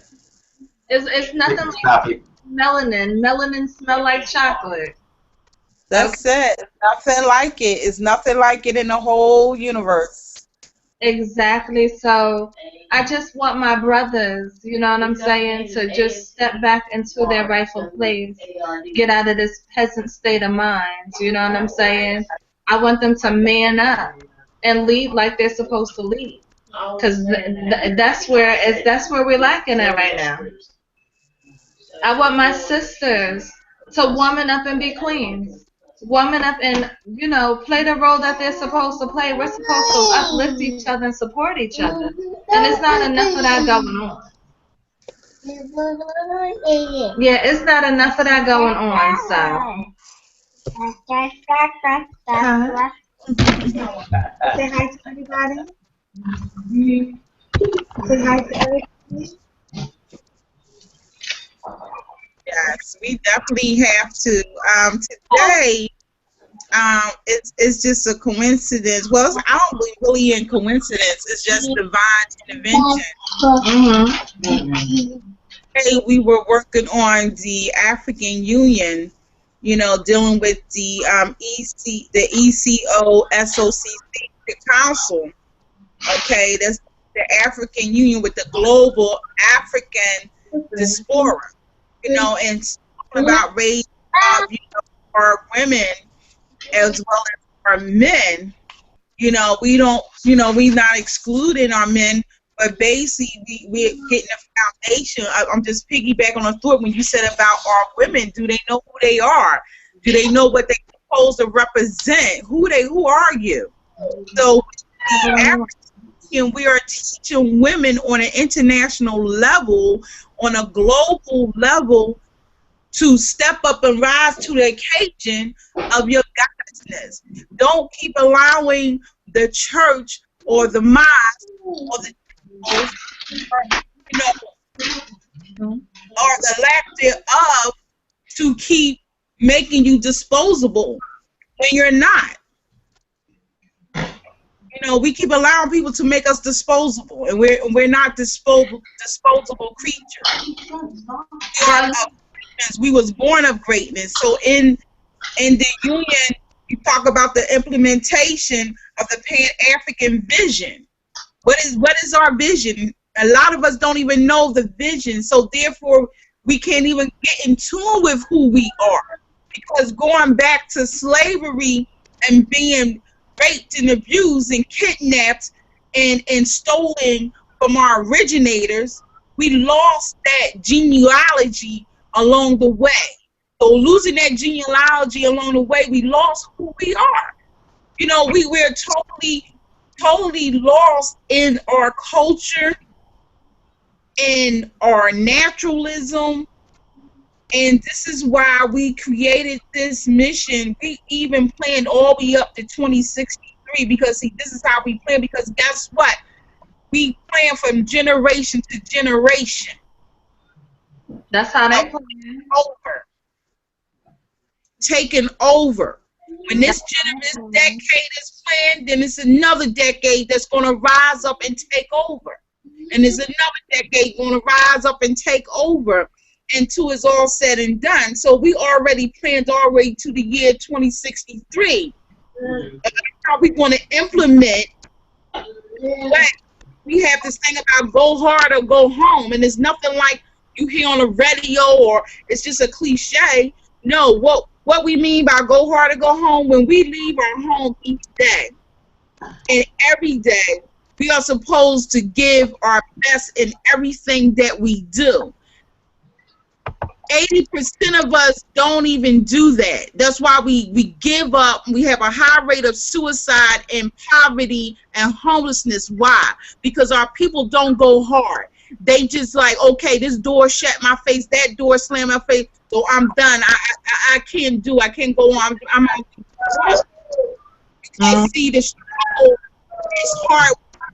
You have to press your way through all the doors slamming and the windows closing and the no's and the nays. You have to say, I am greater.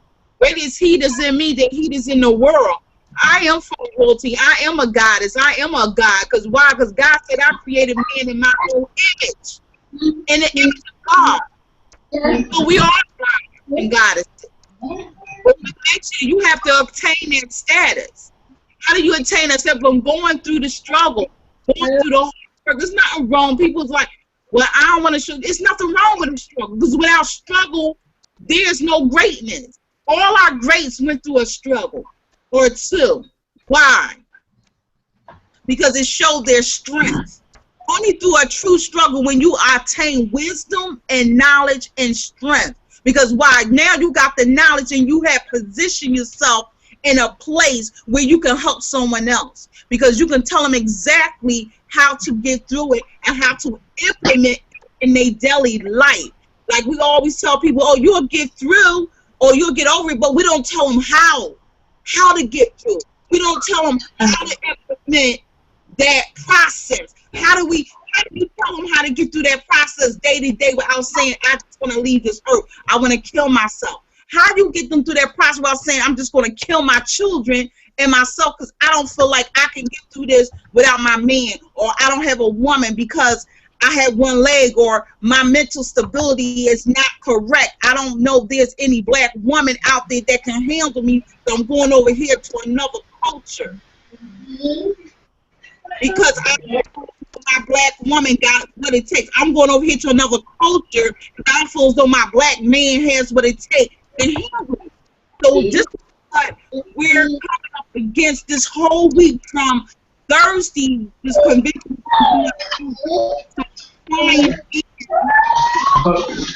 You're breaking up right now. So anything you said after Thursday was not heard. Okay. From Thursday till all the way through to Sunday, we have the African Union Address. We dealing with women from all over the world, globally, internationally, to come together and make these decisions. And I just want to go with like some key points because I really need everybody go on the internet, go on this website, and donate and support, because this is how we're going to bring our people together. This is how we do this on a global level. And this is why they're killing off our people. There is genocide, okay, because anyone of knowledge that's in a position of power to help a people as a global, it's a threat. You're a triple threat. Not only that you're empowered, you're black, you're a woman, you're a triple threat. Because now you're empowered to help who? The black man of the world. So that they can uplift themselves, so they can be a better support for their what? For their woman, for their African woman. So we're dealing with this economic and social cultural justice. So this is what we're doing at the convention. We have been doing this past month, and I'm telling you, it's amazing to be. I'm just honored to be a part of such a global experience with empowerment and development towards agenda for 2063. The roundtable discussion is just, it blows my mind, and I'm sitting here with all these educated leaders of culture and diaspora, and talking about the implementation of program of action, not just talking about it, but they're also implementing it, and they talk about objectives, and just real quickly, they talking about the priority is education, peace and security, agriculture, food, financial inclusion, economic empowerment. They talk about specific African women with the AU members in collaboration with the African Development Bank in the private sector to establish a special investment fund for women and young girls to be used for venture capital financing. Where are you finding? Who's doing that? So you talking about priority and women decision making and leadership. They talk about helping women learn how to make a clear, precise decision making and leadership in their life. Mainstream gender, participation in women's judicial processes and institutions. I'm talking about level constitution and regional boards. This is really, I don't know if y'all can see this. I see that's a child. Beautiful. We're talking about educating our young girls to greater heights of education, and they're talking about this summer format we have. If you can go on this, I don't know if you can see that. No, I don't see. You gotta bring it up some more. Lift it up some more because the website didn't pop up. You were only showing the time and stuff. Okay, can you see them initials? Yeah, the NEP. Yeah, NEP. Yeah, the knee pad, I see. Well, Yeah, we see that. Transforming Africa. Go on. Let me see if I can see the other website. The African Union website. You have to. Come here, Zayel.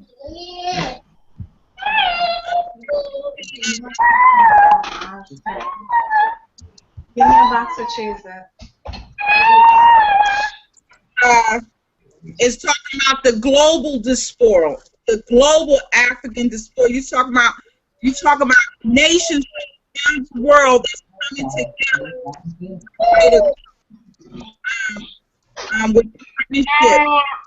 I'm asking everybody to go on the ECOSOCC, and it's the African Union diaspora. ESOCC.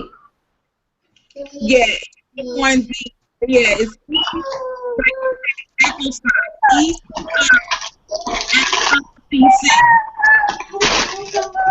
breaking down. You're breaking up again. The AU. Okay. Yeah, go on to AUECOSOCC. Okay. And you can get on the mailing list and sign up and become a partner with them, because you will learn. I mean, the Miss Congo USA Educational Awareness Campaign. I mean, it's awesome. And they have so much going on for our people. A lot of people, women and men, know about this. I thought it was the sororities, the sorors. Every year I see them, they come and I say, hey sisters, you know, do y'all ever tell anyone about this? And they're like, well, no, because they not, people just not interested. I said, well, how would you know unless you give the information? So people can know about it. A lot of people don't know about this. So my job is whatever I get around them, I try to, you know, give it as much as possible.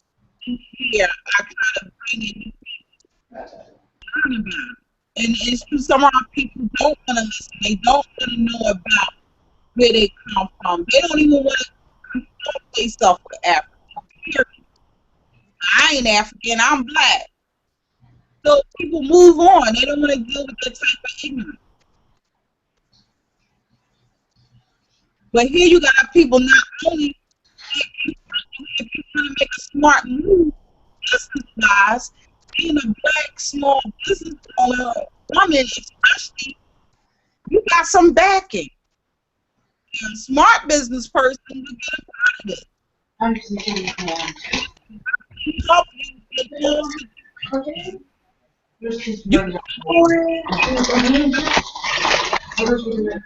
You only Financial capital. It's helping businesses grow. Fathers matter. And all our businesses, if you participate, you become a decision-making factor in this to help improve the black businesses around the globe.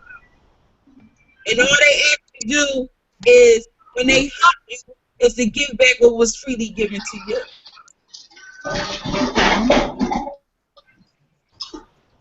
But I just want to say that there is help. We got to learn how to share the wealth, share this information, because this is priceless. This is priceless information that they don't want us to give out. They don't want everybody to know about it.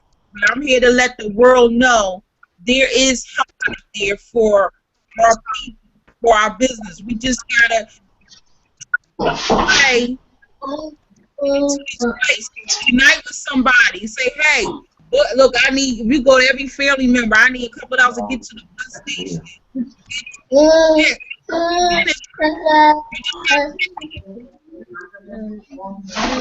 Yeah, thank you.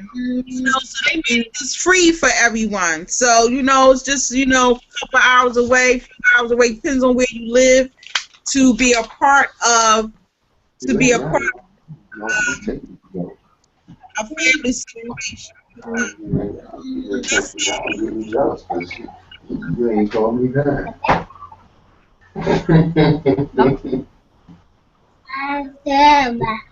That's how dudes get. You know, my friend, I was talking to her first. I was hanging out with her before you even met her. You know, they stopped that kid stuff. I need to mute their mic. Yes, but now, so that sounds very awesome. You know that that things are being built up, because you know that's something I mentioned a lot of times. It's a lot of people doing stuff ain't nobody doing nothing. You know what I'm saying? It's no type of results being done from what people are talking about. So it's good that this is something where results are going to be made. You know, especially for women, because women need help, men need help too, though. Everybody needs help right now. Yeah, everybody needs help right now, but I just felt extremely compelled to let men know that, you know, they are appreciated. Because a lot of times, like I mentioned, they don't feel like they're appreciated. You know, a lot of them feel like they've been taken for granted, or, you know, it's a lot of people hurting. There's a lot of men out there hurting. You know, so they just need to know from time to time that they are loved, you know, and all of that good stuff. Not me. I might be like, not me. I'm doing all the way. Raise beautiful sons, you know. Oh, you a hygienist now? So, you know, it's Yeah, I do a little radical from time to time, you know. you know, to a born out here, you know, none of birth and the rest, you know, are raised, you know, and it's teaching them how to be queen to a king and teaching our men how to be a king to a queen. So it's just raising them how to be in that order of respect and not under that Western civilization of slave mentality. You're not being a slave to your king. You're not being a slave to your queen. And the natural of servitude. You Okay, know, now listen. We can hear you, but you sound like a computer. Like I heard everything you said though. But you just sound, robotish. oh wow, it must be this connector. Because we are Yeah. back building, and sometimes it's hard to get a connection. That's why you may see me fade out. I don't know if it's just hard to even Good one. it's the building. No one. Not a great reception. Oh, okay. Well, no, I heard what you were saying. I just wanted you to know you sound like a robot. Yeah. Person, everybody, apologize for that. I'm a real person. So it's just the reception where I'm at. Oh, okay. So yeah, no, but that's a great thing. Like, my mom was mentioning that people need to change their minds. People need help right now, changing their minds. They needed help getting screwed up. You know what I'm saying? So it's our job as women to help, get these men, help them get their minds right. You know what I'm saying? So they can step into their rightful place. We just can't complain about the lacks that they have. And excuse me for a moment.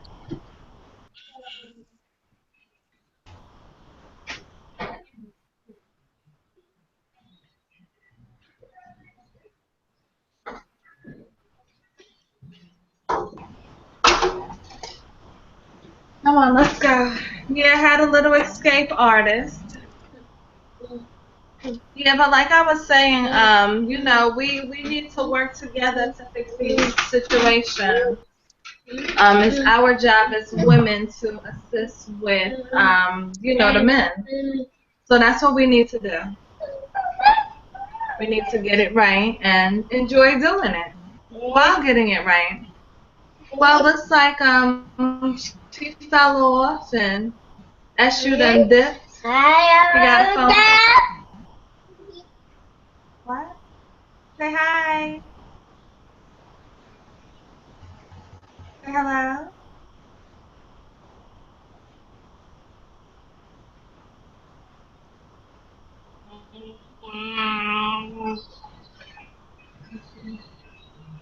Oh, you want to show them your pretty feet, your little Still toes? awake, boy. You not Oh sleeping. yeah, he see grandma. You not on the show now, right? The show is over, right? Yeah. It's just us on, No, we're still huh?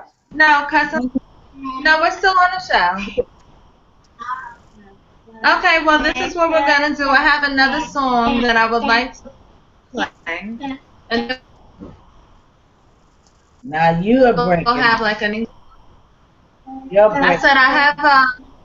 I have a song that I'm going to play, and after that, we'll have announcements of whatever we're gonna talk about, and you know. So bear with me for one moment while I go get my song. All right. Yes, hold on 1 second. I know it's somewhere. I can't even find it. Oh, here it is. It's already highlighted.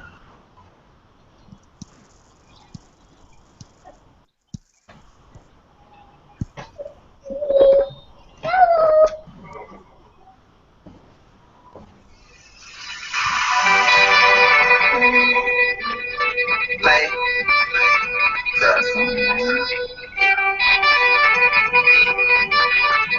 Cage, I'm building already the show goes on all night till the morning. We dream so long. Anybody ever wonder when they were six under? Just remember when the come on the show goes on all right. Already the show goes on all night till the morning. We dream so long. Anybody ever wonder when they were six under? Just remember when the come on the show goes on. Ever had the feeling that you was being had? Know that she didn't make you mad. They treat you like a slave. Put chains all on your soul and put whips up on your back. They be lying through they teeth. Hope you slip up off your path. I don't push up, I just laugh. Put my kicks up on they affected by they threats. They get busy on they ass. See, that's how that shut down raised me. That's how my daddy raised me. They get to relate, not people don't let nobody play me. On my homeboy, you never have to pay me. Go and put your hands up. And touch is how you stand up. Hell, you be the man, cause the brand and the band trust. So you think that they banned us, they'll never slow my plans up.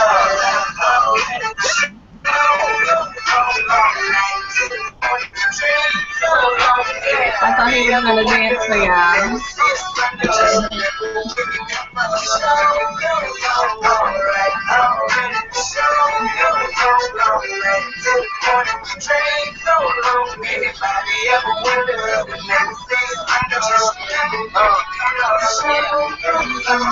One in the air for the people ain't here. Two in the air for the mother that's there. Three in the air for the kids in the ghetto. Four for the kids that don't wanna be there. Nine for the niggas trying to hold them back. Five in the air for the chicks not scared. Tell those kids that's living in the ghetto that the niggas holding back that the world is theirs. Yeah, yeah, the world is yours. I was once that little boy, terrified of the world. Now I'm on a world tour. I will give up everything. Even start a world war. For these ghetto girls and boys, I'm rapping around the world for. Africa to New York, Haiti and I need so. Oakland out to Oakland, got to strip to Detroit. Say hip hop on the Detroit. Tell them look at me, boy. I hope your son don't have a gun and never reach it.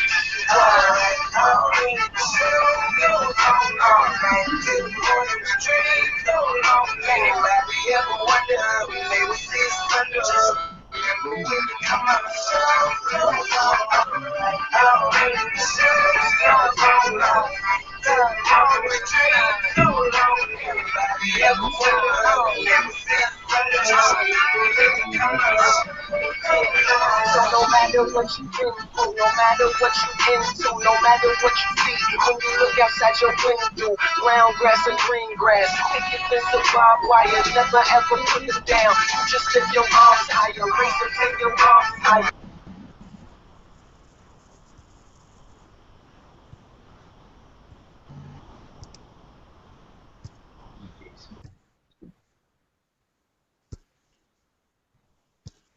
Well, Linda muted it. Why we don't hear it? We didn't mute it. It's muted on my fault, man. Oh,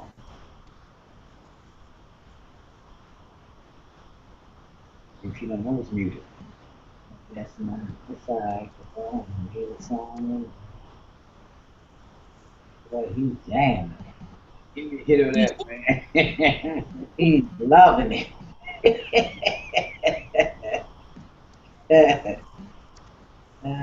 Let her know she's muted.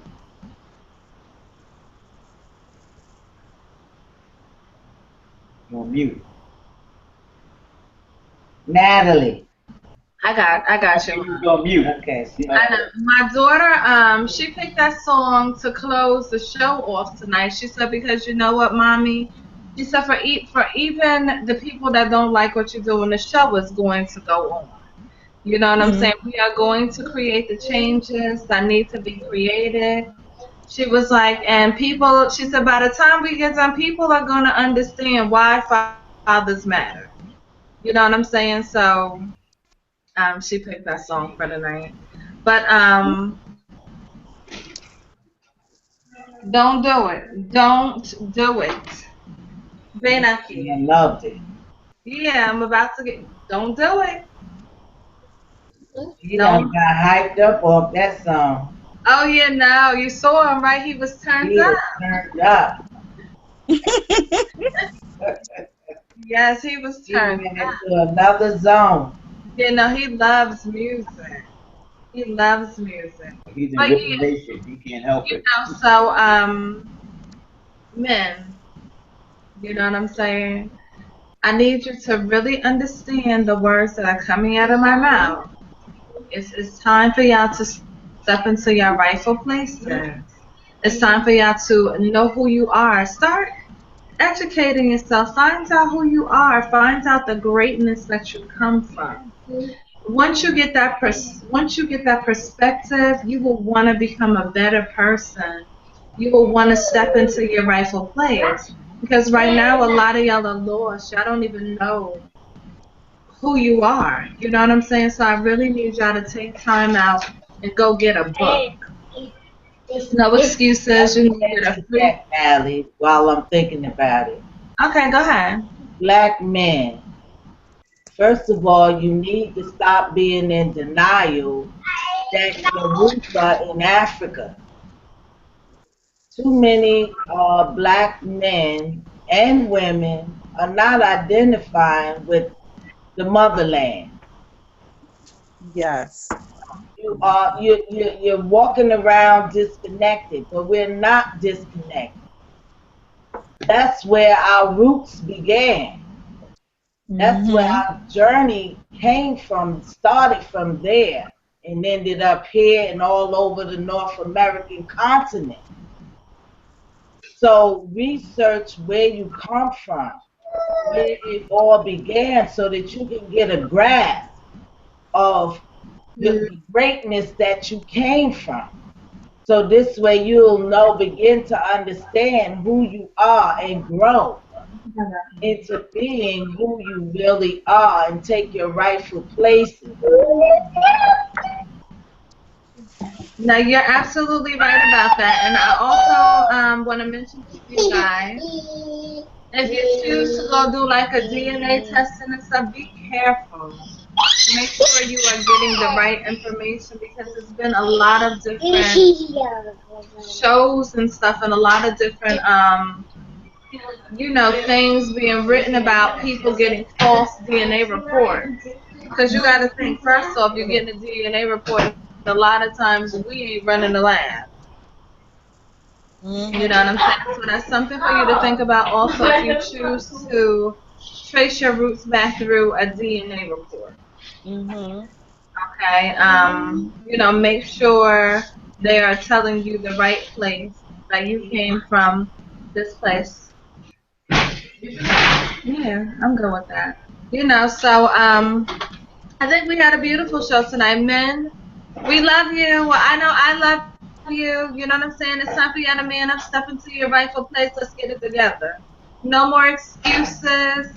No more, oh, this person is holding me back, because right now you're holding your own self back. Because, again, like I mentioned earlier, we are in the age of information. So it is no reason for you to be walking around in mental bondage with all this information that's out there today. Okay? Well, we love you, and I'll see you next Thursday. Is there anything you want to announce, Cousin Linda, outside of what you talked about? No, that's it. That join us for the African Diaspora Union. We was in DC today. We'll be in Baltimore, Maryland tomorrow. tomorrow and Saturday. We'll be in Baltimore, Maryland. From tomorrow is from 9 a.m. to 4 p.m. And it's Okay. free. You just have to register. Okay. Give them the website again, so if they're interested, they can register.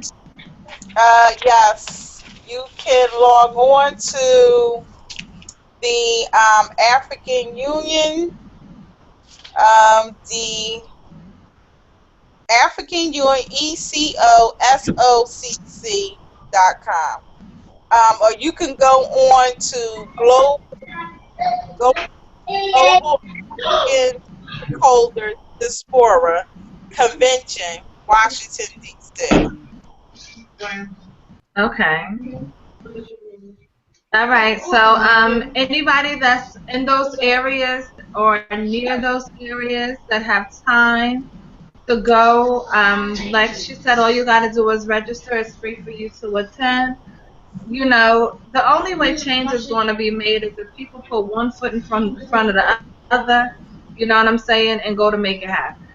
A lot of people sitting on the couch waiting for the change but not being a part of the change, but are going to want to benefit from the change. And it's not going to pop off like that no more. You know what I'm saying? It's been like that for generation and generation after generation after generation, and people are tired of that stuff. If you think you're going to ride for free off of this change that's going to come, off of the sweat that other people sat there and sweat, you got a rude awakening this time. Because the mindset of people have changed. Okay? But before I go, men, I want y'all to know that you guys are loved. You know what I'm saying? Very valuable, very important. I need y'all to know this for yourself, though. I can sit there and tell you all day. I can show you in 1,000 different ways, but you still got to believe it for yourself. You know what I'm saying? So with that being said, we will meet. I have another show on Tuesday, 12 o'clock, Blog Talk Radio / Why Fathers Matter. We'll have another show. Next Thursday, I think, is Thanksgiving. I am going to come up here for a little while because I want to talk about Thanksgiving. Yeah, we're not going to be up here too long, but I want to talk about Thanksgiving. You know what I'm saying? And I want to ask people, do you really think you should be celebrating or shouldn't you be celebrating? You know what I'm saying? And we're going to think about how many fathers' lives were taken, you know what I'm saying, in the midst of all of that. But we'll talk about that on Thanksgiving. I won't be there too long because we're going to be eating. Well, we're not celebrating Thanksgiving, but it's a day when family gathers, so we're going to eat. You know what I'm saying? We're going to call it Indigenous People Day. We're going to honor all of the people that were slaughtered by Christopher Columbus. But we'll talk about that next Thursday. Okay, so, you know, like I said, Tuesday, 12 o'clock. If you want to hit me up, you got any questions, any topics you want to hear about, anything, you can hit me up on whyfathersmatter@yahoo.com. You can hit me up on the Why Fathers Matter Facebook page. You can check out the Why Fathers Matter website at www.whyfathersmatter.org. You know, thanks for joining in tonight. The people listening, the people that participated, love you guys dearly. Much respect to y'all. And let's continue to come back every week and have fun and create change. Peace. Peace.